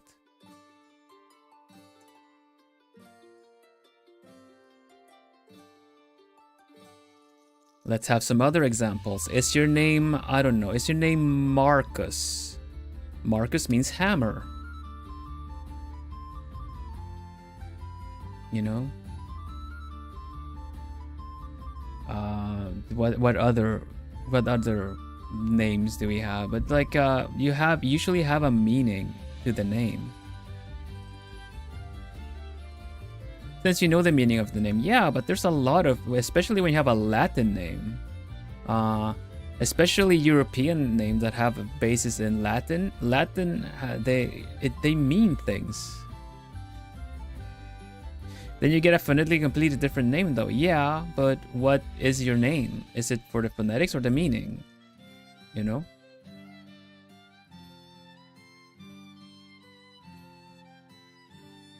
That's just my point that I'm trying to make. Of course you would say that it is the phonetics because that's what I want to be called, but what is even a name? A miserable little pile of secrets. Okay, I'm still back at the head. I'm not trying to be deep or philosophical about it. I'm just kind of, well, I guess a little bit philosophical, but that's basically Dracula was onto something. Yeah.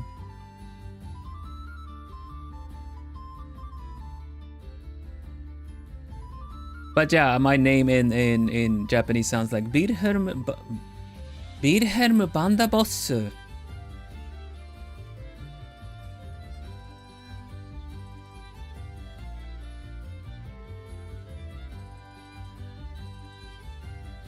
Yeah, that's very true, Octavia. But it's not all the names have an alternative meaning either, like you said, you know?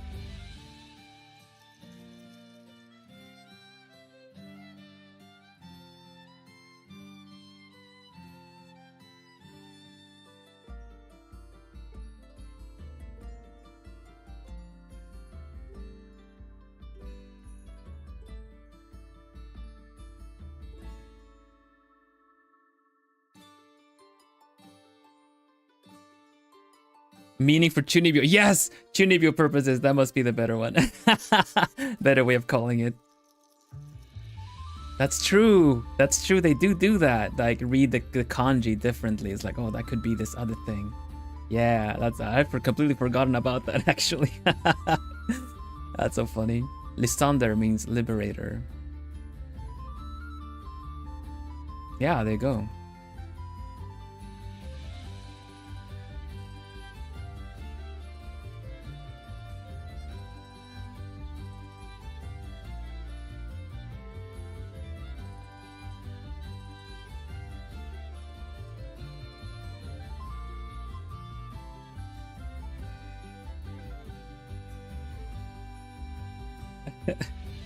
Oh man, I cannot. I'm so rusty with everything that has to do with that. Let me just right click and translate it. Wilhelm in the forest. Wilhelm in the forest.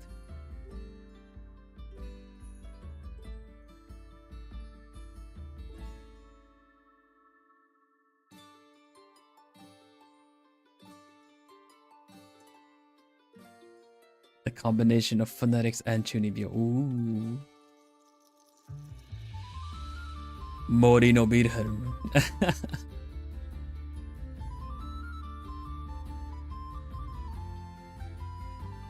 Mori-sama.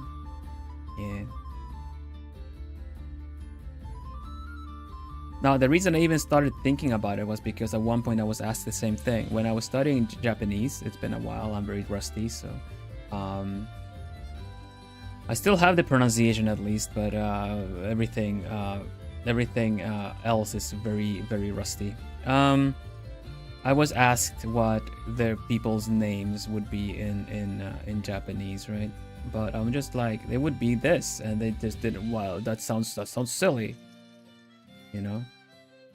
Well, that's how the language works. I don't make up the rules. You can't go up there and write it in alphabetical, like in Roman alphabet. And then they literally were really disappointed that it didn't sound cooler or how you would write things, you know? Well, I don't know what to tell you. Except maybe leave me alone. Go away, please. Just kidding. Wilhelm, do you say Wilhelm or do you say Wilhelm? So people ask me, sorry, that's how the joke goes. People ask me all the time, do you pronounce it, do you say it Wilhelm or do you say it Wilhelm? And to them, I just say what I tell everybody. How dare you speak to me? I'm just kidding. A lot of people get my name wrong, which is why I go by Vil. A lot of people have either a hard time pronouncing my name or they just mix it up with some other things. It's a bit of like it's a big impression when you first see the name written, but yeah.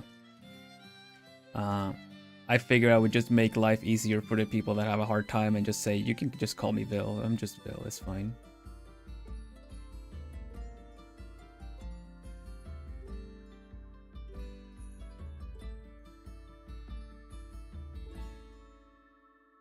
It's because Wilhelm is written in a Scandinavian way with a V.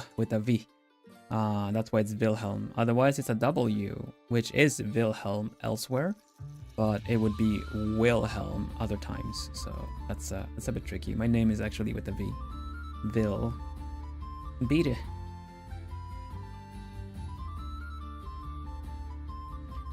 Wilhelm with a V.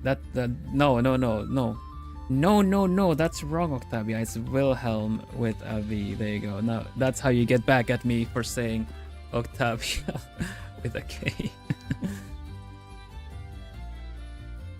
Yeah, please get it right. Please get it right. Vil is really close to beer in Japanese. It is biru, but it's not a long biru. It's a biru. It's shorter. It is not. Don't get it wrong. Don't get intonations wrong. Don't get length of vowels wrong. You know, don't go to Japan and ride a cab, ride a taxi. Please tell them Koko ni oroshite kudasai. You know, like, please, I would like to get off here. Don't tell them Koko ni koroshite kudasai. Because then you might never come back home.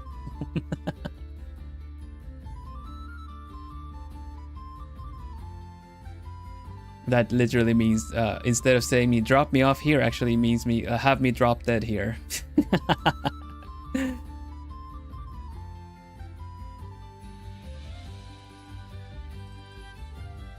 Have you been to Japan? I've been 3 times to Japan, yes.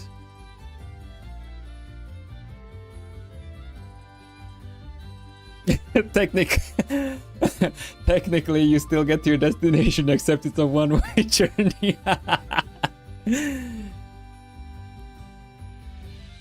Koko ni koroshite kudasai. Yeah, Japanese people are very service-oriented, so you never know how willing they would be to, you know, listen to your requests. Nah, just kidding. Yeah.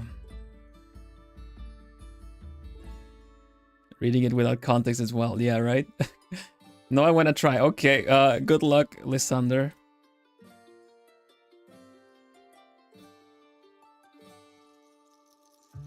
Let me just, I wanna double check what the...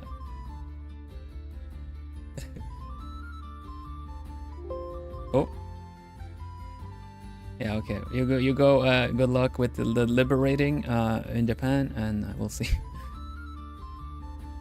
So polite, they will do it. That's what I mean, though. That's what I mean, though. They might do it, so they will do it. So yeah, be careful with that. Gotta do it for science. All right.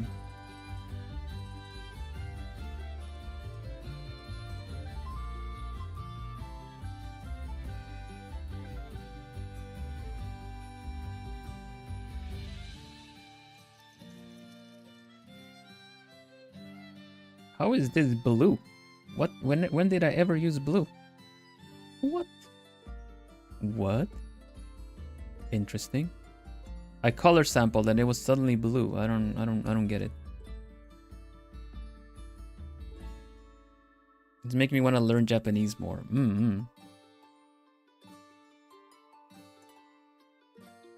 It's really funny when you get to these kind of things and then realize the most weird one is you've heard the word obasan, right?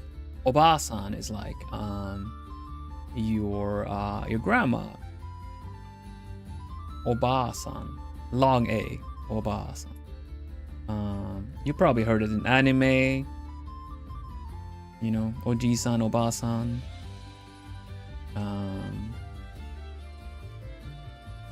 You may wait for a bit, Callum. We're talking something first. Have you guys heard that word before?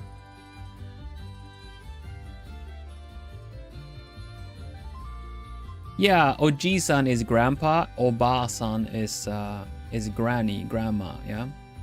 Oka-san is mother, Oba-san is grandma.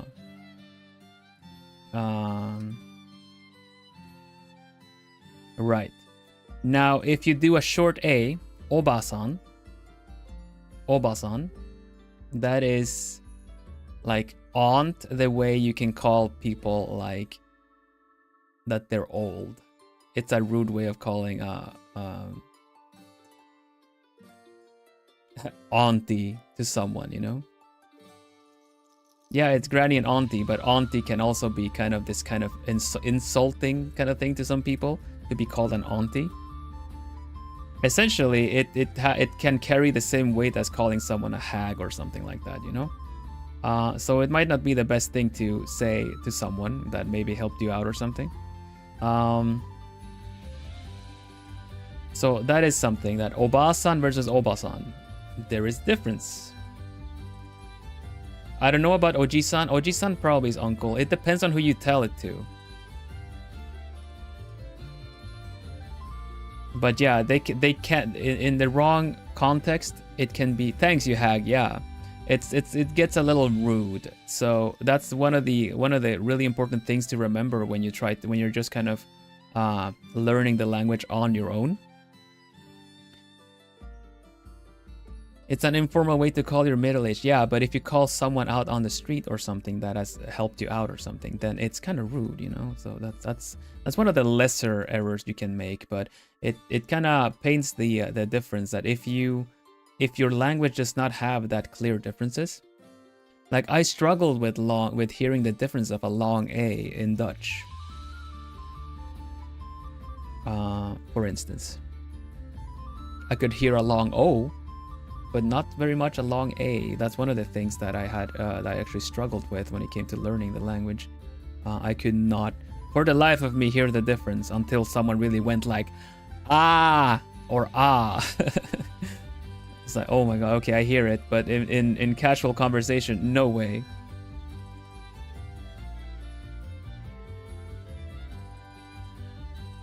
Yeah, exactly, Blue. That's the kind of issue that can occur from it. Now, of course, if you are a foreigner, they will excuse you for it and probably help you correct you and stuff like that. But if they're having a bad day, it's not gonna hit well. So that's a lesser.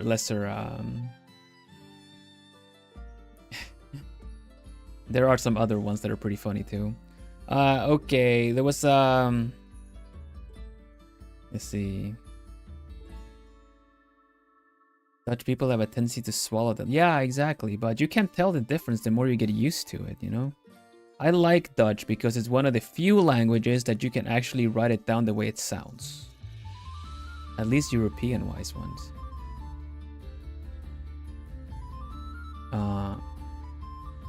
People have tried to make the argument of Spanish being that too, but I do not agree.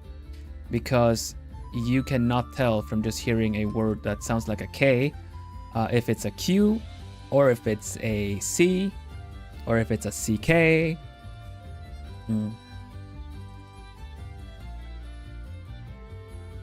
It's cool, I like that. Since learning it, I've seldom had it wrong when it came to writing something down. When someone says something like a word or something in Dutch, it's pretty impressive. That's why one of the things why I like the language a lot. People focus too much on the phonetics and kind of feel like, oh, it sounds terrible when they go like, you know. But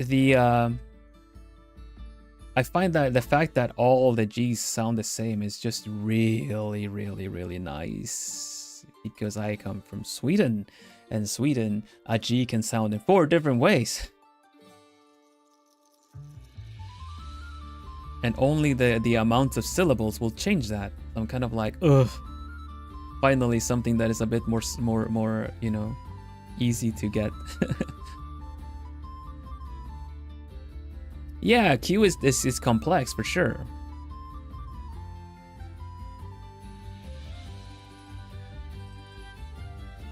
So yeah, there are multiple languages. I'm not gonna say like, oh, Dutch is the best language. No, I just really like Dutch because of that. Because the rules, there are still irregular verbs. It's not Esperanto, all right. It's not like the language made to kind of lessen irregularities, but it's still it's a very grateful language to learn.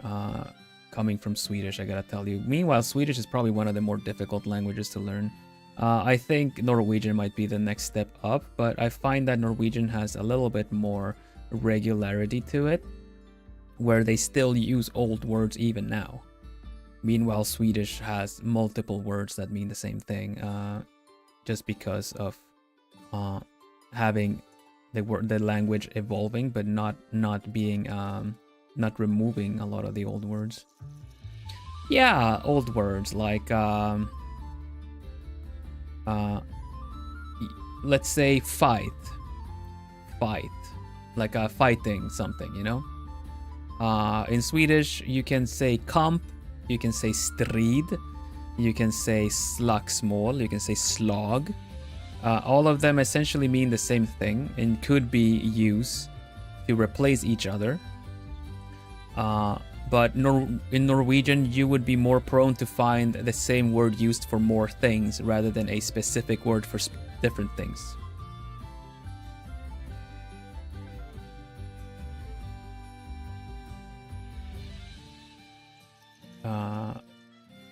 But I would argue you can completely replace all those words with each other. And no one will not understand you. It's gonna be, what are you talking about? Like, what do you mean? You know, hitting instead of punching, kind of thing. I don't get what you're saying. It's still, it's the same thing, you know. Although hitting can be with an object, it's not a good example because English has a more context-based language. It's a bit more context-based, and you say hitting, you can be doing it with something else. You can hit something with multiple things. Multiple parts of your body. Meanwhile, punching is generally exclusive to hands. But I would argue you can kick someone with a table. Why with a table? Because it has legs.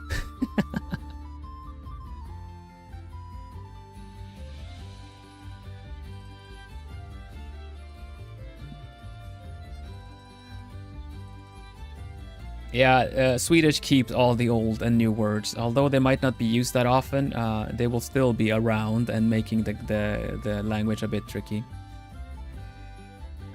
Hitting can also mean hitting on. Yeah, but you have to add the on to add the context that you're hitting on someone. If you're hitting someone without the on, then that is a completely different situation. And again, context-based.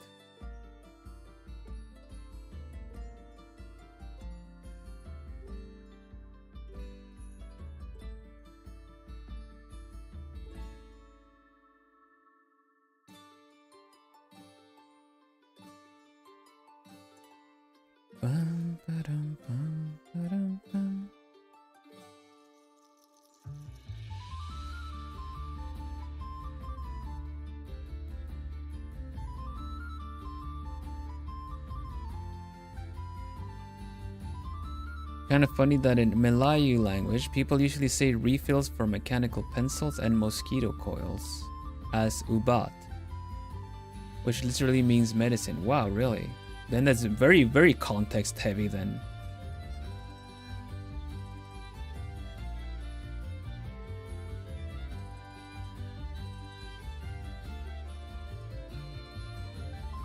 Sometimes, Lysander, because you need to learn the old word because of literature and olden things, you know. Sometimes they actually have renewed older books into a more common speaking. You can get the same kind of book even for youth literature. You can get some that are easier to read, and when they say that, they mean they don't have any big words, but they have they still get the point across. You know, it might not include a sentence such as they journeyed towards something instead of they went there. Like updated literature, yeah.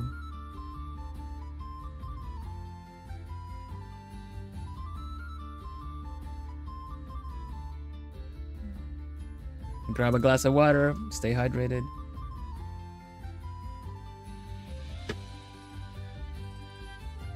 Yeah. If you're just tuning in, I am Vilhelm Vanderbos, also language owl. I am a green owl. I like language stuff, so that's what we're talking about. I'm also drawing my my genmate Rhubarb and Custard from Solstia, Generation 2 of Globie.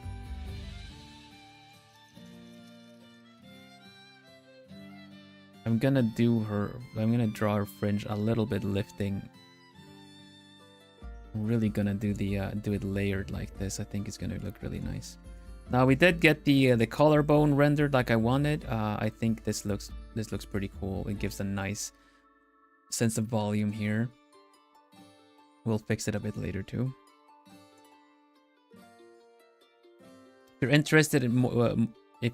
interested in Swedish in general, yeah, I have some VODs where I play a game called Röki, and I translate the dialogue into Swedish. I'm aware it's a difficult one to just listen to, since you have to read the subtitles of the game while I'm speaking, but that will give you a bit more of an impression of what Swedish can sound like in a more casual setting. Obviously, that's one of those cases where those olden words would come in handy.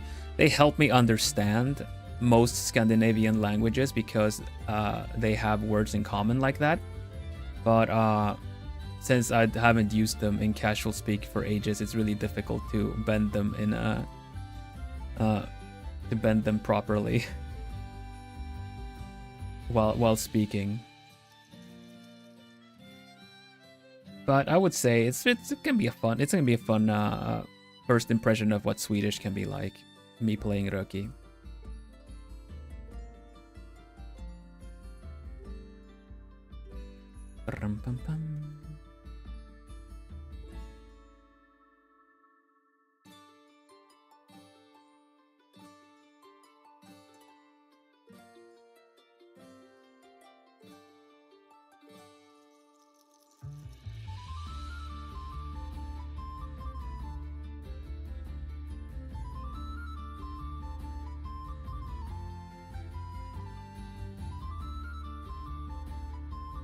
The arm movement needs to affect the clothes as well, I realize now.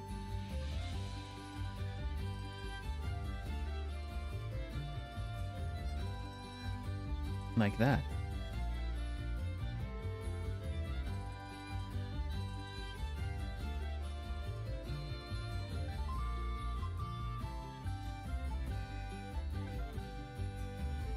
You're studying Chinese Duolingo because of Lida. That's really cool.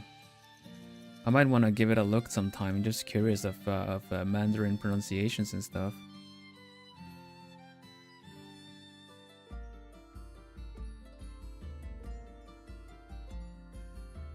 There are a lot of expressions in English and Dutch too that if you use them now, you sound like an olden time. Yeah, I've come across a couple of them too. A lot of words as well. I have come across words like that as well, but I would argue they've disappeared from the use of language, you know, because at some point I tried to play kind of like a Scrabble kind of deal in Dutch, and it was kind of easy to make. Hey! Rhubarbia to glory! Hey, Command Throw! Rhubarbia to glory! Rhubarbia will never die.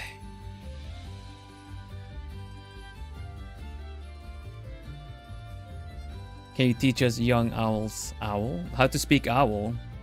I don't really know what owls speak like. Hey, Command Throw, how are you doing? Command Throw. Ultimate Atomic Buster!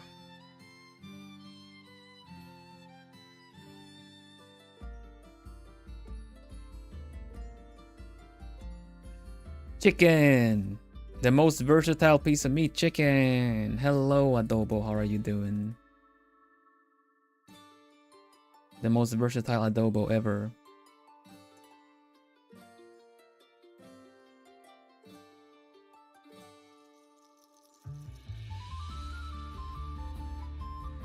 I like accents. I think it's I think accents are really really fun.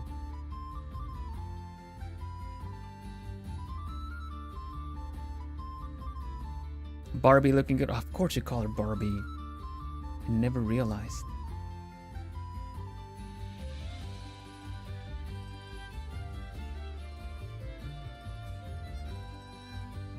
I'm at the awkward part of drawing the armpit, which is one of the parts I don't think I've drawn a lot.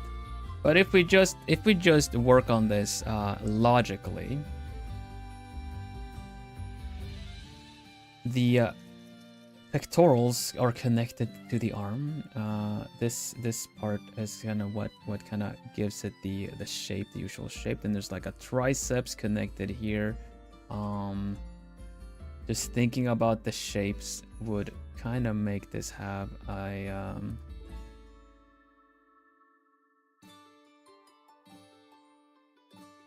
bit of a shape like this, I guess, joined by the fact that we can also give it a little light from here.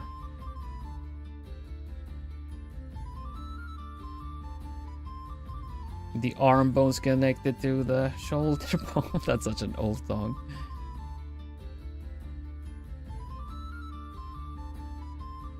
Chicken, the most versatile piece of meat, chicken. Look what you started, Joy. I don't think I've ever heard it, but I thought it was funny that it was an old commercial.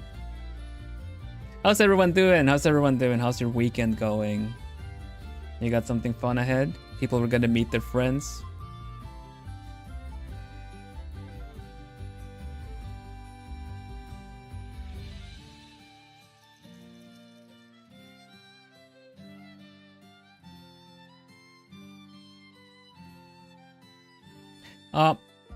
One question, Adobo. The actual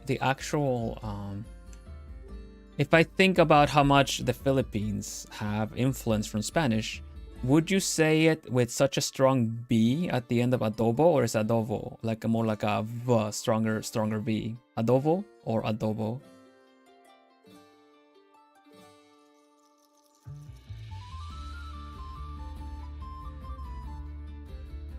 It would, but it's also VTuber magic that holds them where they are.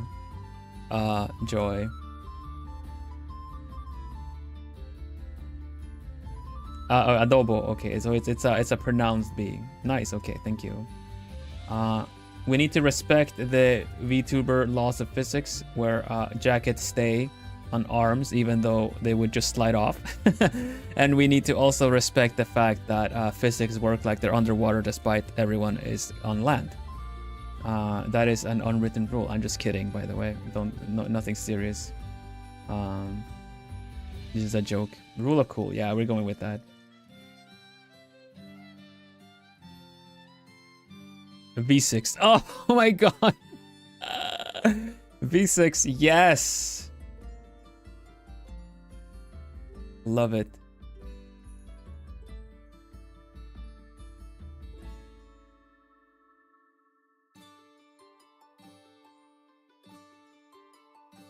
Her arm is so short. Her arm is so short. Let me do that adjustment that I wanted to do before. But yeah, no, you're totally right, Joy. If you consider realism in the whole thing and how the outfit would probably change, yeah. I think leaving it up there makes it really recognizable of her usual outfit. So we're just gonna with that anyway. Hello, Liz. Welcome, welcome.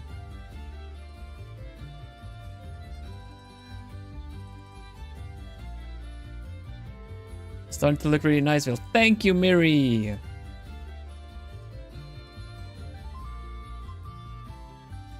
We're just getting started. How's your art going? You were going to be drawing as well. What drawing software do you use? I use Clip Studio. Recently upgraded to Clip Studio 3, but I don't feel any difference. I do know there are some extra differences in there, which work pretty nice, but I'm still using my old brushes, so, you know, it's nice when you change and it's comfortable, you know? It's not even her final form.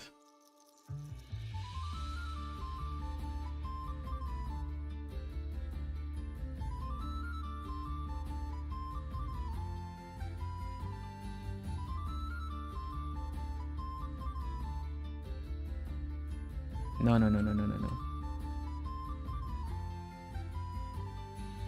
We need to get this right. This is important. We need to get this lore accurate. Otherwise, Rhubarb will probably make me the most.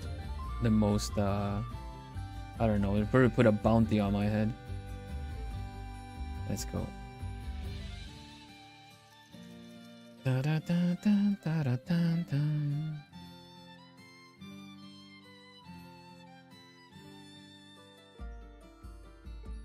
Excellent language talk today. I really appreciate it. I'm having a lot of fun talking with everybody. Everybody from the raid, all my plumies.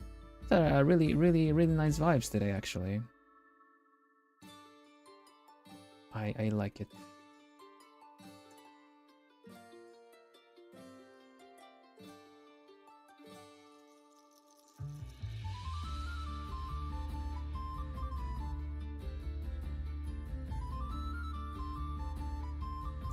I thought digital drawing was easy, so I should have bought a drawing tablet with Clip Studio Premium. To this day, I'm still dumb.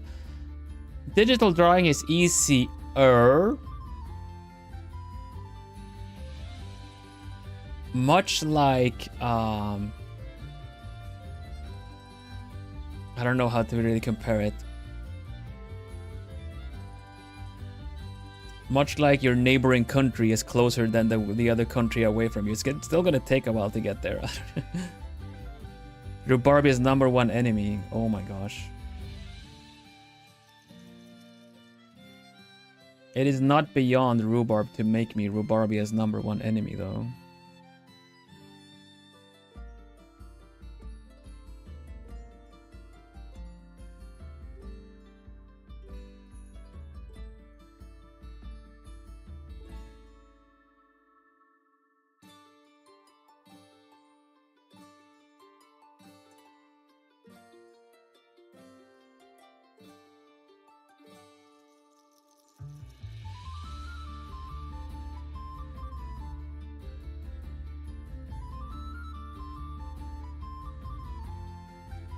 I need to...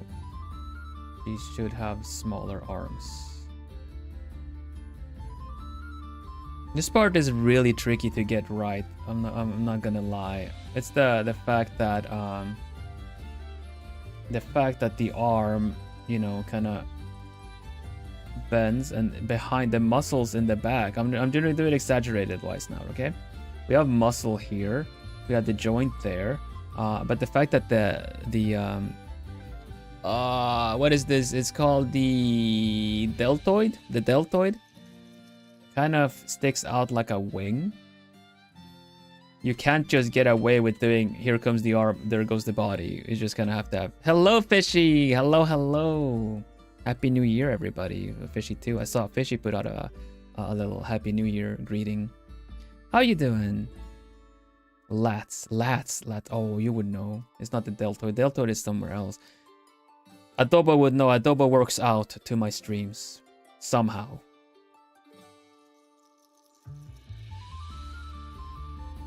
Somehow his pulse goes. He's probably like uses my stream to get into that. Deltoid is shoulder. Right. Lats. Nice. I bet Adobo uses my streams when working out to kind of get into that precise pulse, like heart rate area. It's going too high with the intensity of the workout. Put on a Bill stream, puts you right where you need to be for cardio or fat burn or whatever. I'm kidding. Welcome Fishy. I hope you have I hope everyone has a nice year ahead. We're drawing my genmate Rhubarb and Custard from Stolstia, Globie Generation 2 Solstia. A fun bunny. Dun. He's a comical bunny.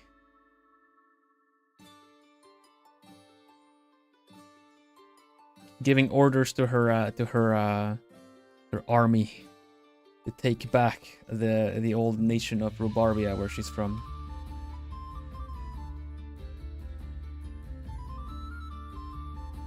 Okay, so when it comes to muscle groups and stuff like that, I'm completely not I'm not well studied on it. I just kind of know what they do. I kind of know where they are, what they do. I don't know their names. We're not on first name basis. I just kind of know what they do.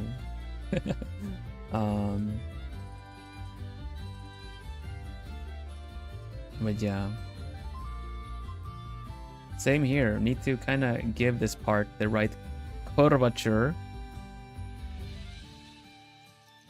to look proper. I'm acquaintanced. Exactly. Thank you, Dingzino. We're acquaintanced.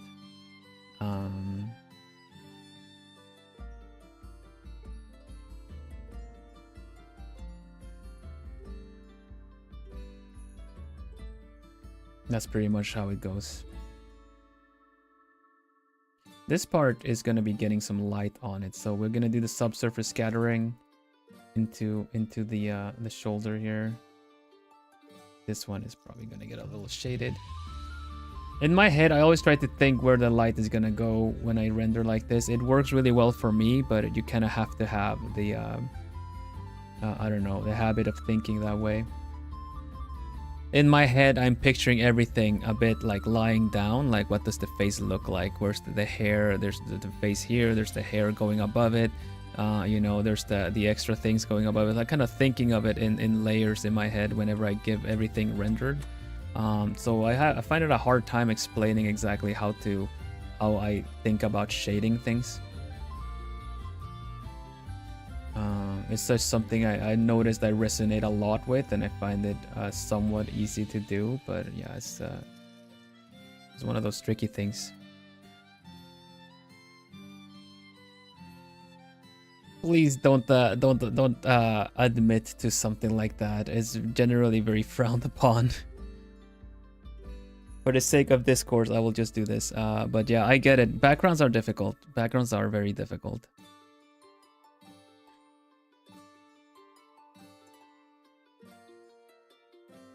They take time. There are resources for Clip Studio and stuff, though. You can get some like 3D models and stuff to make backgrounds simpler. If you look into webtoon backgrounds or manga backgrounds resources, you might find a lot of nice 3D models that you can, you know, kind of move around and pose and use.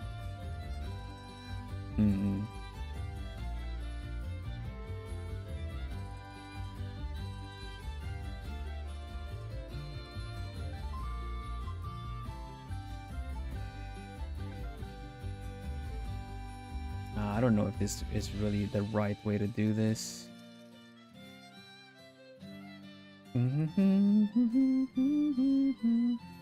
But yeah, I like doing backgrounds. I do them very sparingly. I did draw my lore video. I did a lot of backgrounds. I don't know if I still have them. I can just bring them up just for the sake of it.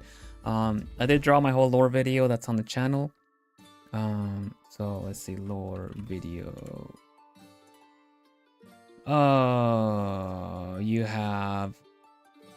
Is this the one? That one. You have, this is a simple background essentially. It's like, you know, you have everything going on there. The main hall is one that I like.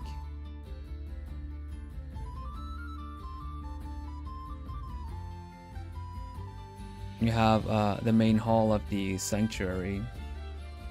It's not very fully rendered, but this was really fun to paint. Alongside when it was dark, when it's darker as well. More emphasis on the lights.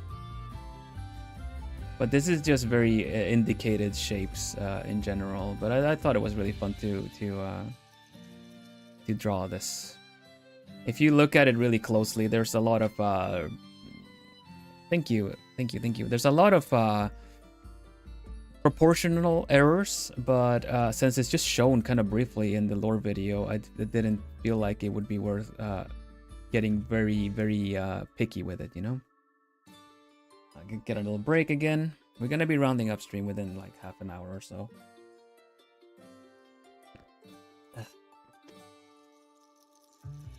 Hello MG, welcome.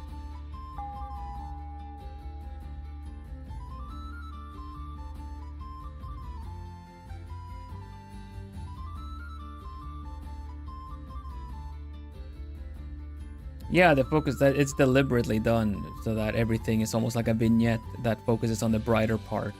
But for those that rewatched the lore video, I kind of wanted there to be a little bit more to look at. You know, when you rewatch something, you notice more things. I wanted that effect on the lore video as well, so I still put in the work, but you know, it tells the story of where we are.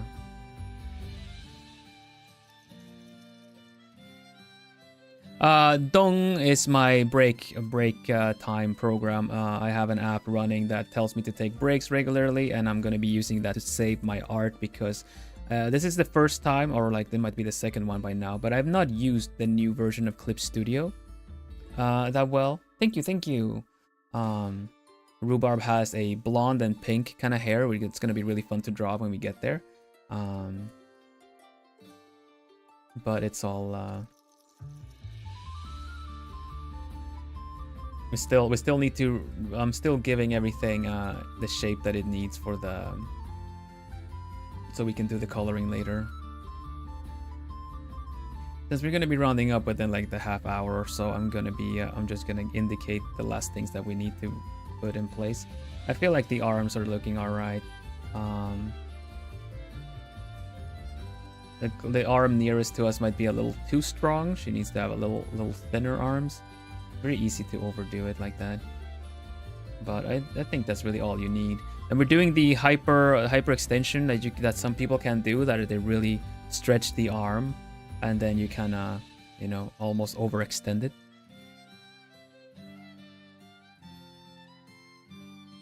Ember's job was taken over by an app. I cannot afford to risk crashes. The only other time I've had crashes was when I updated my previous Clip Studio that I was using, the version, and then it started crashing over some other weird glitch that they introduced because they were adding some other stuff, right?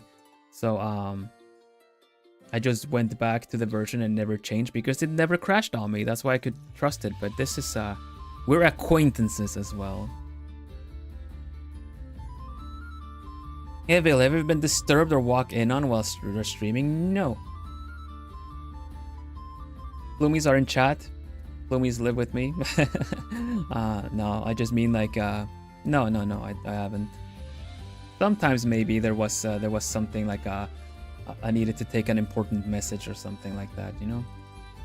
But that was already expected, so I could easily just tell, okay, I'm gonna have to take a break during stream today at one point, like 5 minutes tops, so that you guys know. I'm trying to not schedule anything in that will do that. That was already scheduled and known from the get-go. I do know some other people in Globie have had the issue where they've been walked in on and whatnot, you know, like disturbed per se.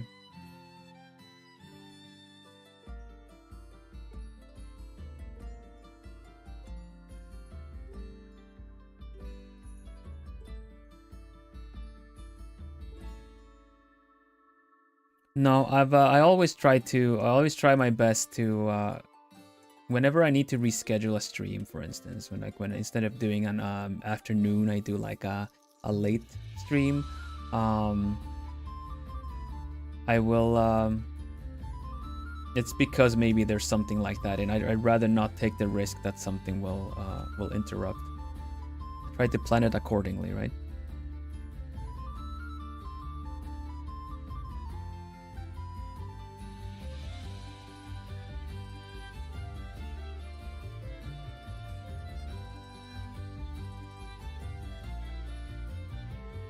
So, I mean, in that sense, I have been disturbed with other things while streaming as well. But I try to not. When I'm streaming, I'm just streaming, and you know, messages can wait. Phone calls can wait, all that kind of stuff. Coloring process, thank you.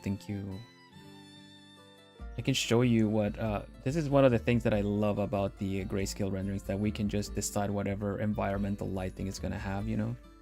If we just, you know, we can...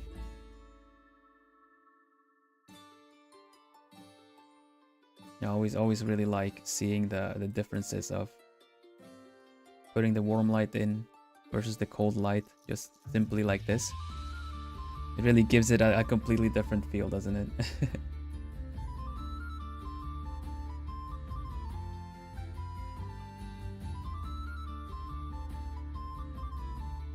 But that's thanks to the fact that we've rendered everything in grayscale. Now we can even put light and color into the shadow.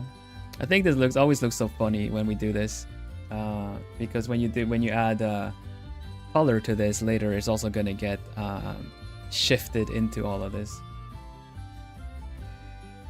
Yeah, it's just the simplest one if you do like a warm and cold, like an orange and a blue kind of a thing. But it really boxes in everything that is, you know, what is bright, what isn't.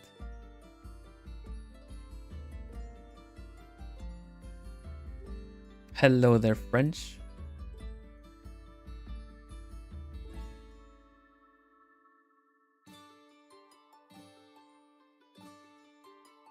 Cool art, White. Thank you very much. I appreciate it. We started this today. Going to continue this next Thursday. This is my gen mate, Rhubarb and Custard of Globie Generation 2, Solstia. And yeah, I have drawn Rhubarb before once.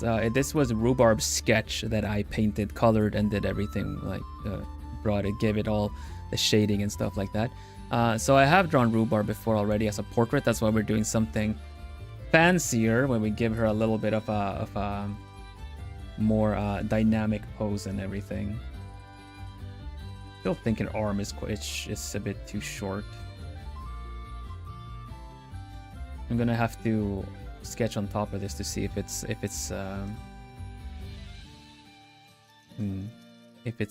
actually reaching as far as we need it to. It also doesn't help that the hand is disproportionately big as well, so we have to work those things. The anatomy always screws me up. Yeah, I did some stick figure sketching thing. As you see, a lot of indications are still here. I am a rendering artist, so in that sense I mean that I just kind of paint over things and give it the shape it needs. This is everything on one layer. I tend to stick to very few layers. Sometimes I will do more, but this is everything on one layer, as you can see. I'm just kind of giving it shape as I go.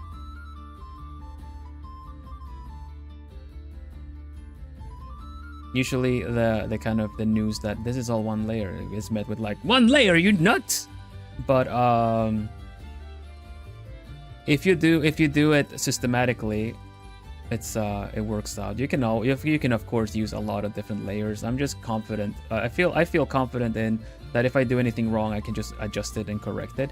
It might not be the fastest one, and it might not allow for any changes. If I were to be doing something that that is kind of in the risk of actually needing to be changed around, I would use more layers in multiple different steps, really. I also, for instance, I have saved the sketches on their own separate layers in case I need them again. And this one per se, I haven't done it with this one, but I usually do copy and paste the current layer that I'm working on, so I can go back and retroactively change something. Or I will make a new layer when I need to figure some stuff out and try it if I'm not very confident that it might work out. 10 layer animations. I'm not sure if that's a lot or not, but I do feel like 10 layers is not a lot.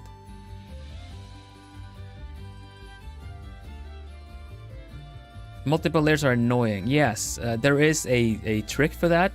In most drawing programs, if not all by now, if you hold Control and Shift and you click where it is, it'll select the layer for you.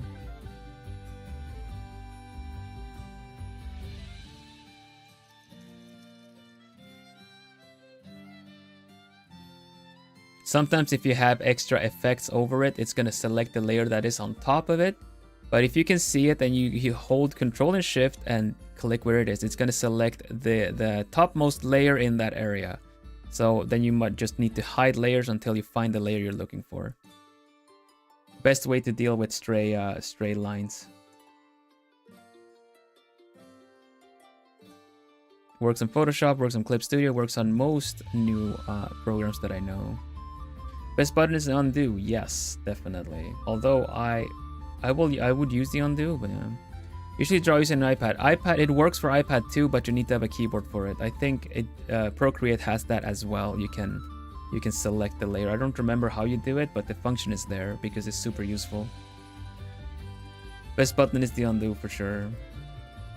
The undo button is the game changer between normal traditional art and digital art.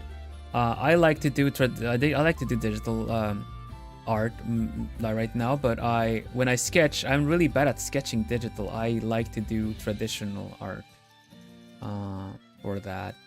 I remember I took a picture of my traditional art, but I'm not sure if I have it here. I did used to have it. I don't know if I have it anymore.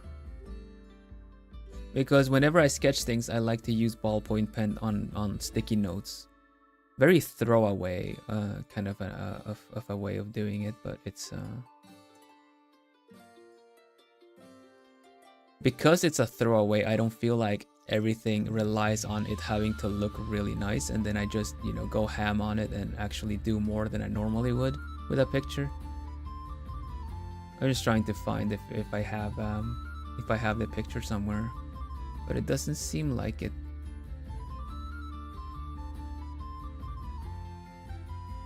I'll check some other time. No, I do IRL, that's why I stopped sketching traditionally. The general accessibility of just having a sticky note and a ballpoint pen is why I haven't stopped.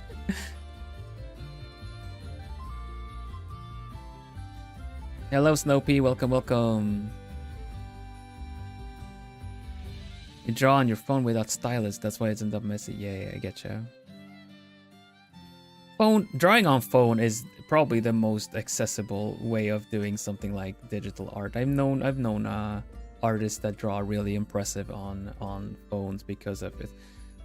With every art program, with every art environment, even if you're using Clip Studio, if you're doing it mobile, you still have to adapt to certain things. So if you have a habit of how to do things that works for you, just stick to it. Don't let anyone tell you what you should be doing instead, A lot of people think that get an iPad and get Procreate and it's going to be better, but it also has a learning curve. I cannot go straight into Procreate, even though I've used Procreate and an Apple Pencil and everything like that. I know what it feels like, but everything else is wrong. I'm missing my shortcut keys. I'm missing my usual habits and things that I like to rely on, right?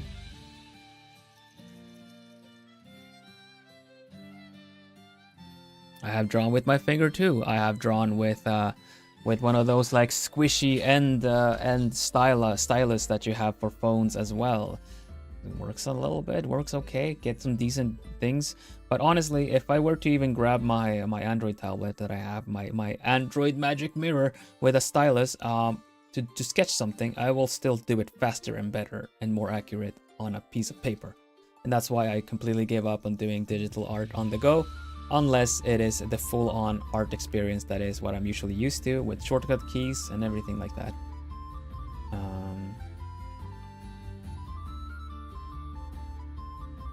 The idea of digital art on the go really strikes my fancy by a lot, but I cannot argue with the fact that I've just done better with the with sticky note and ballpoint pen.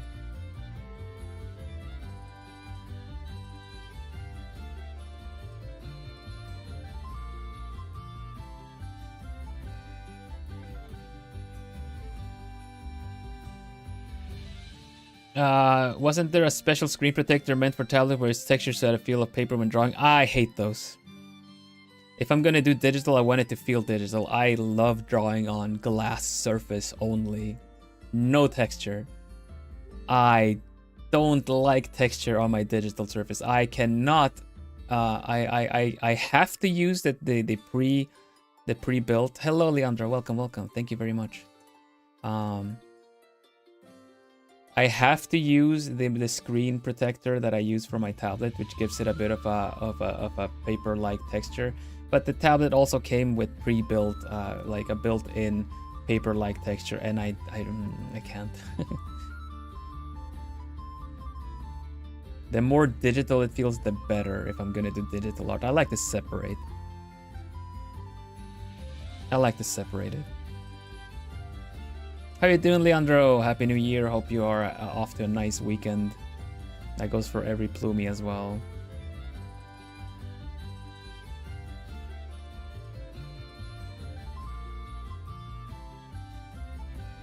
Rhubarb and custard.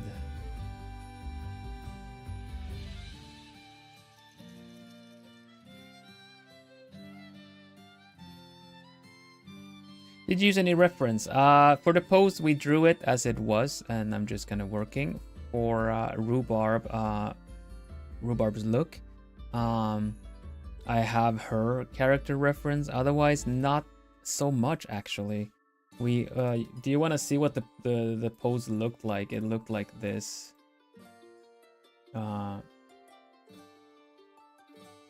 This is what I drew for the pose.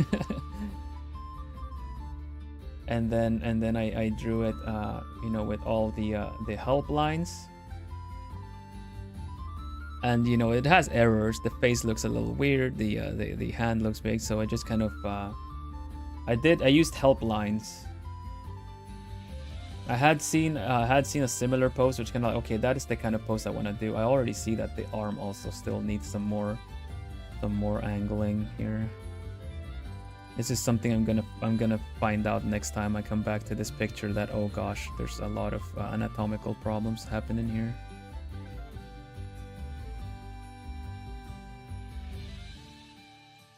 I really need to like. It's good that I take a break and don't try to finish a picture in one go, because there are way too many things you grow tired for. It's never a good idea to finish a picture in one sitting, because you grow really blind to any mistakes you're making.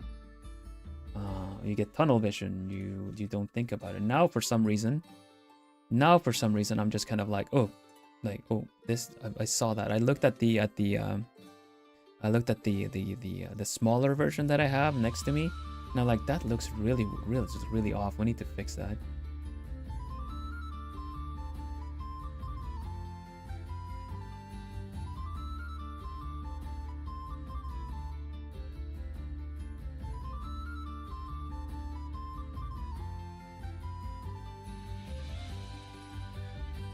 Da, da, da, da, da, da, da.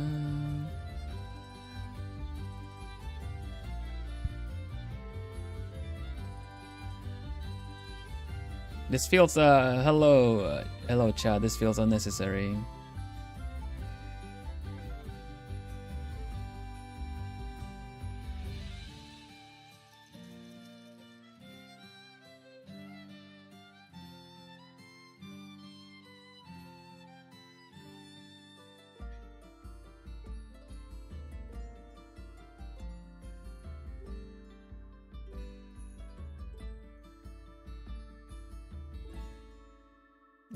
Western comic artists used to follow to give the advice that finishing a page in multiple sessions is a bad idea. Well, sketching out a page in multiple sessions is. Working on it in like doing the base color in the same session is probably best, because you want to keep, and that's comics as well, by the way. You want to keep the look and style consistent. You want to keep the look and style consistent. So for comics, it is more important that you are kind of sketching things out similarly, whether it's a storybook and whatnot. But yeah, a lot of people have different ways of working. But if you want to do it in one setting, you should at least take breaks and come back, because it is important to take a break and look at it with fresh eyes, because half the time you'll be making mistakes, you're not even noticing it, and then you upload it and then it's kind of like, oh, but this looks wonky, you know. So generally it's just smarter even if you have finished it, to not be so quick to upload it or something, or show it. Just take a mo, come back, see what you've done. Obviously, if you're doing concept art, then it gets finished in one setting, because it's just more sketchy. But when you are rendering things out, either you need to switch your focus on and off, so you keep your eyes fresh. That's not to say you can't finish a picture in one setting, but I would encourage you to come back to it before you call it finished, because there might be a little bit of extra things that you could still work on. But then there's always the argument that there's always something to work on, so when is it finished? Then that's a bit up to you, I suppose. I'm not going to be dictating how you're going to be, how you should be drawing. Art is personal after all. But that's just an encouragement, and from my own experience, that I would suggest you trying it at least. Do you get shadows? I understand how shadows work. I also get shadows whenever I'm out in the sun. I cast shadows, but generally I do feel like I understand. I don't draw with realistic shadows. I draw with believable shadows, because it's tricky. It's difficult to get as very, very realistic, but as long as it's believable, I feel like you can get away with that. Okay.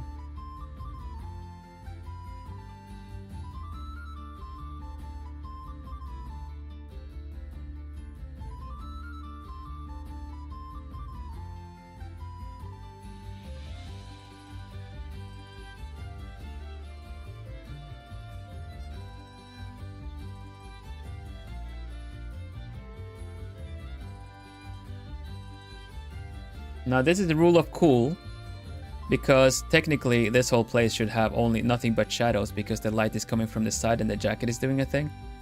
But we're just ignoring that a little bit and still giving things shape,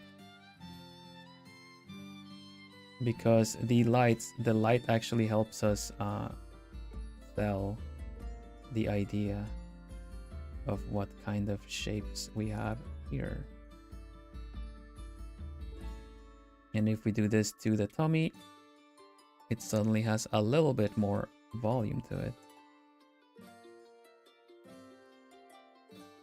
And then we can just add a little extra, like something a little brighter to pull this home. I like to work with matte lighting. By matte lighting, I just mean that I don't have a specific, highlight like this on everything, nor do I do like shiny thighs, because it gives it a very plasticky feel to me. I feel like I can sell the texture and the feel better if I don't make it look plasticky. That's just how I call it. I know other people can do marvelous things with those kind of coloring, so that's just my own preference. I would like to say that it is completely my own preference to not do it like that. I've seen pretty cool pictures done in that style though. I just can't really visualize it. I just can't really envision and draw it that way. You find what works for you.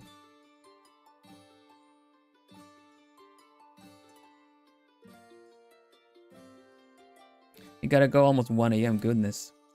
Looking forward to the Stardew collab with Lita. Thank you. I'm looking forward to that. It's gonna be fun. It's gonna be very language heavy as well, I believe. Thank you, Callum. Have a nice get some rest. Have a nice rest of your weekend.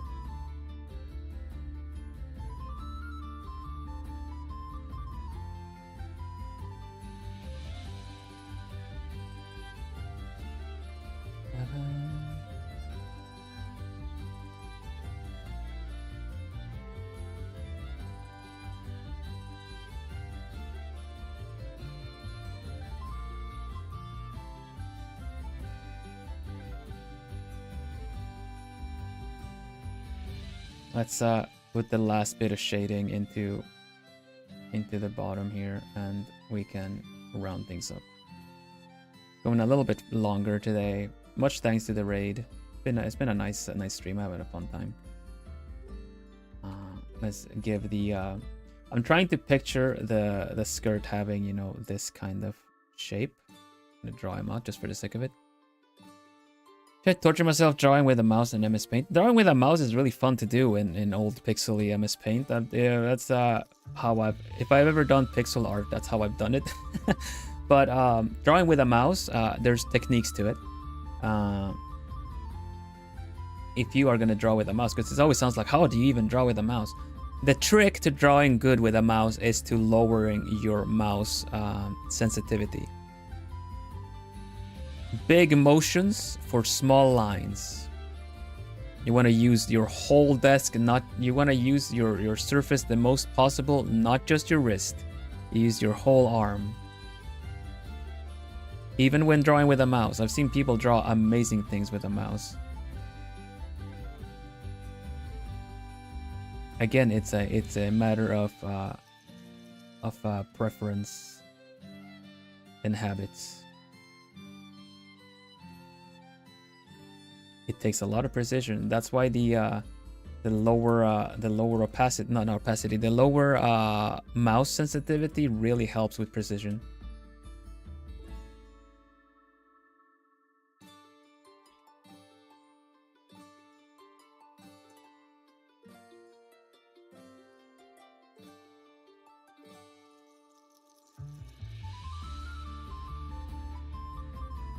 We're gonna fix the clothes next time. It's fine. It's fine. It's fine. Let's not get distracted. Let's not get distracted by the clothes.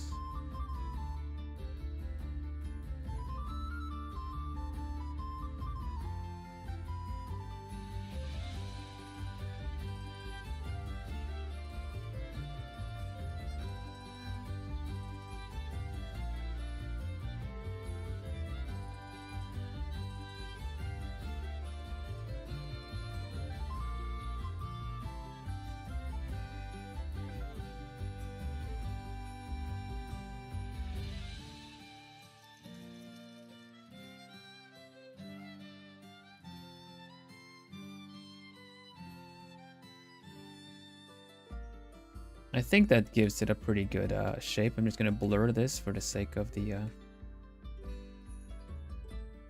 think that gives it a pretty good shape.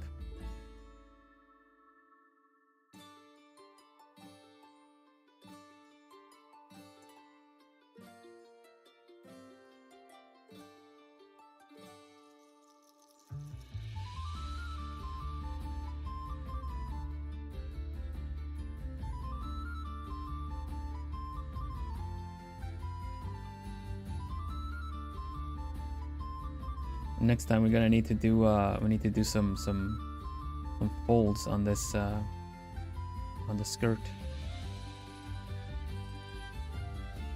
It's always tricky how, let me draw it on a separate layer. It's always tricky when it starts off small up top, but then kind of, you know,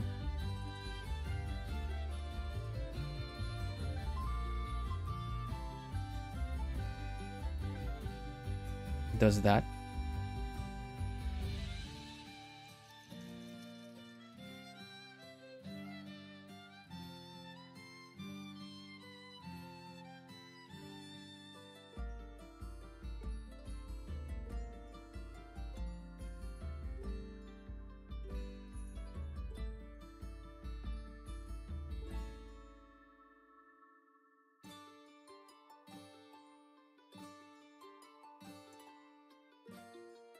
Okay. With this, I feel like it's a good place to stop. And I've actually saved multiple times this session already. Aren't you proud of me? Aren't you proud of me, Prumies?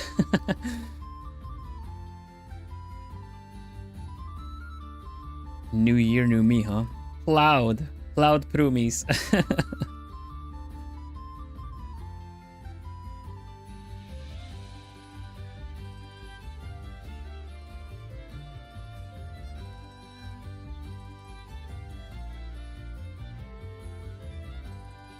The proudest. No, thank you.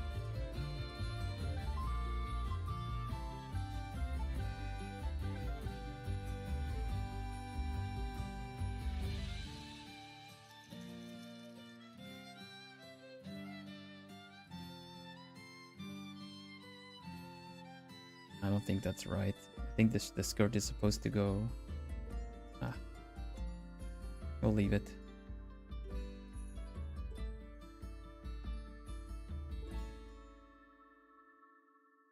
Ugh, okay. Been a very focused stream. Been a very fun chatty stream. Thank you very much everybody for joining in. Hope you've had fun. Hope you've enjoyed watching the progress of this. I'm very happy with how this is looking. I feel like it's a very strong start. The fact that we did all the that we were talking about of planning the picture a little bit better. Sure, we don't have a background plan for this properly. We might just put it on. I don't know what I'll figure out for this, but all in all, I'm happy with what we have. I'm happy with what we have, Plumies, and the drawing is nice too. Why, Rishelm? It's not even Stardew Monday yet.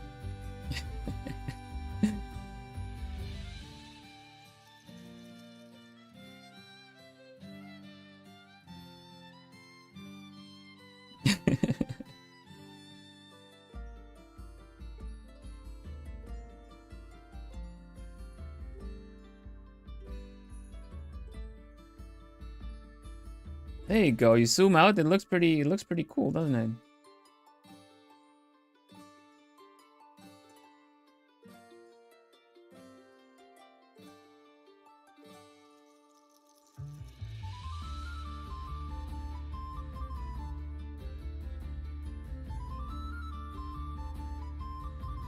There's a lot of details left to do, of course, because we have her jacket has a bunch of details. You probably might want to actually bring the jacket up front, like here too. But yeah, we'll see.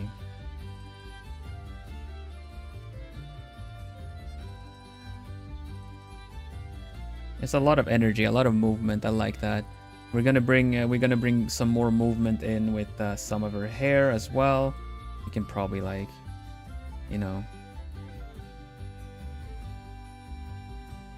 kind of just indicate it at some point, like there and here.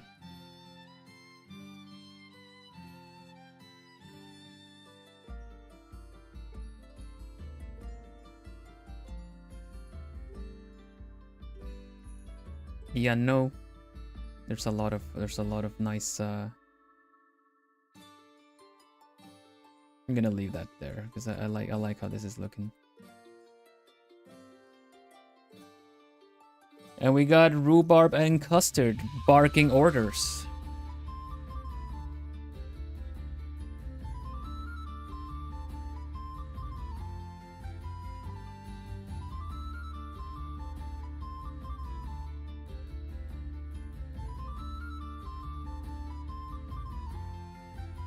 Probably gonna come back next time and be all like, man, the head looks huge and the body's too small. We'll adjust it later. There are some things that are still off that I can tell, but taking a break is gonna help.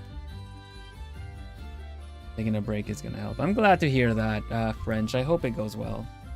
Good luck with it. And yeah. Thanks everybody.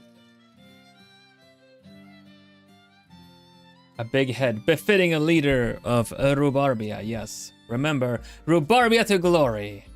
The Rhubarbia will never die. Me looks pretty good. Excellent. I think it looks pretty good too. But then we come back next time, it's like, oh, I've got some stuff I need to work on. That's how it goes. But then we'll work on it and it's gonna look even better. Even better. Rhubarbia to glory.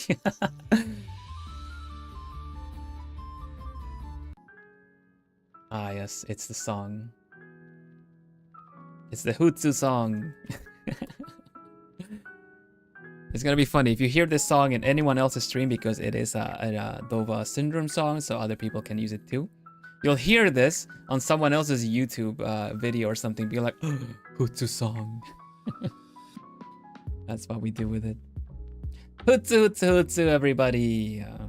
Thank you very much for today. I've had fun. This has been a fun picture to work on.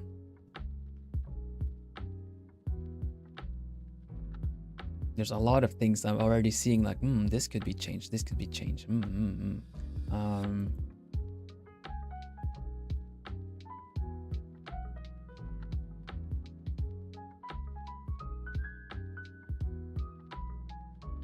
Thanks for the chill art stream.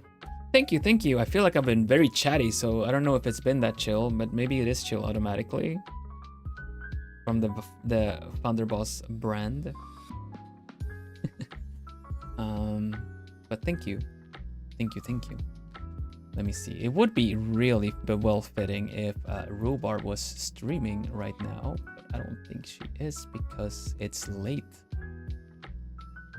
in New Rhubarbia.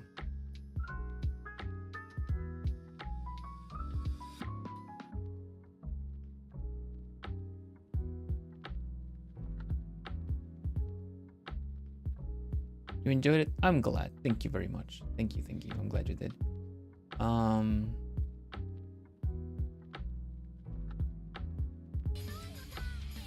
Oh, let's do you guys feel like some Vocaloid?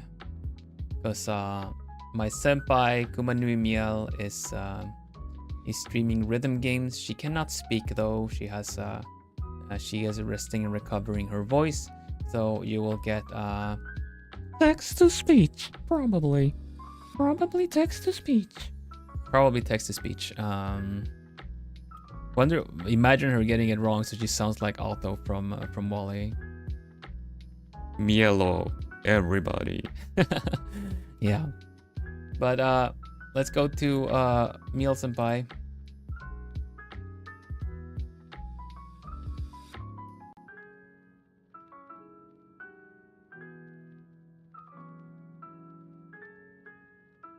And give a little hoot hoot.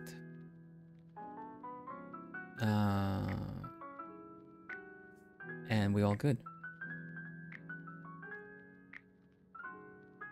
Thank you for streaming. Many fun topics. I agree. It was really fun. It went from one thing to the other, language and art and everything. I like it. It was a very nice chatty stream. I had a fun time. I'm glad you all participated in it too. It's really nice to have, I mean, I would just be talking away anyway, I suppose, but it was always nice to have a little back and forth with you guys. And I said hello in Chinese. Oh my gosh, I'm so proud of that. I'm gonna be floating. I'm gonna feel like I'm floating for a while.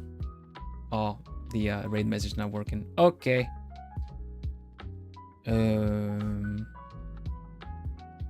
We are owls and evil Mayoshi, I guess.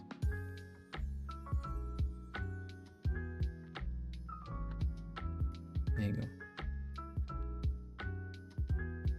That's what do you guys you understood it pretty quickly now, but now that we are quite a while in after debut, the owl and the green spark, I hope you realize what it represents.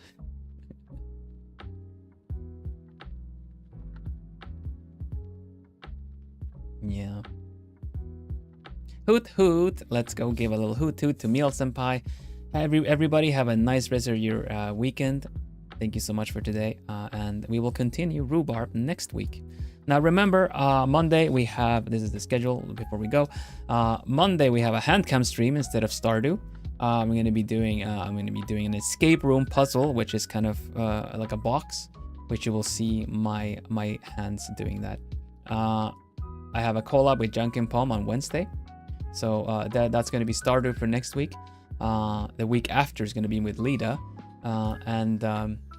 yeah, we continue Rhubarb on Thursday, and next Saturday we have another special little art challenge, regardless of finishing Rhubarb or not.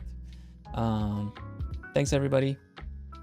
I'll post Felicity later, what we have, just to kind of show off the challenge.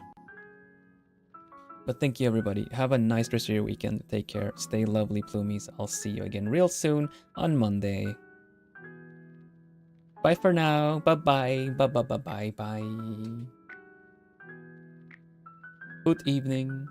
Good afternoon.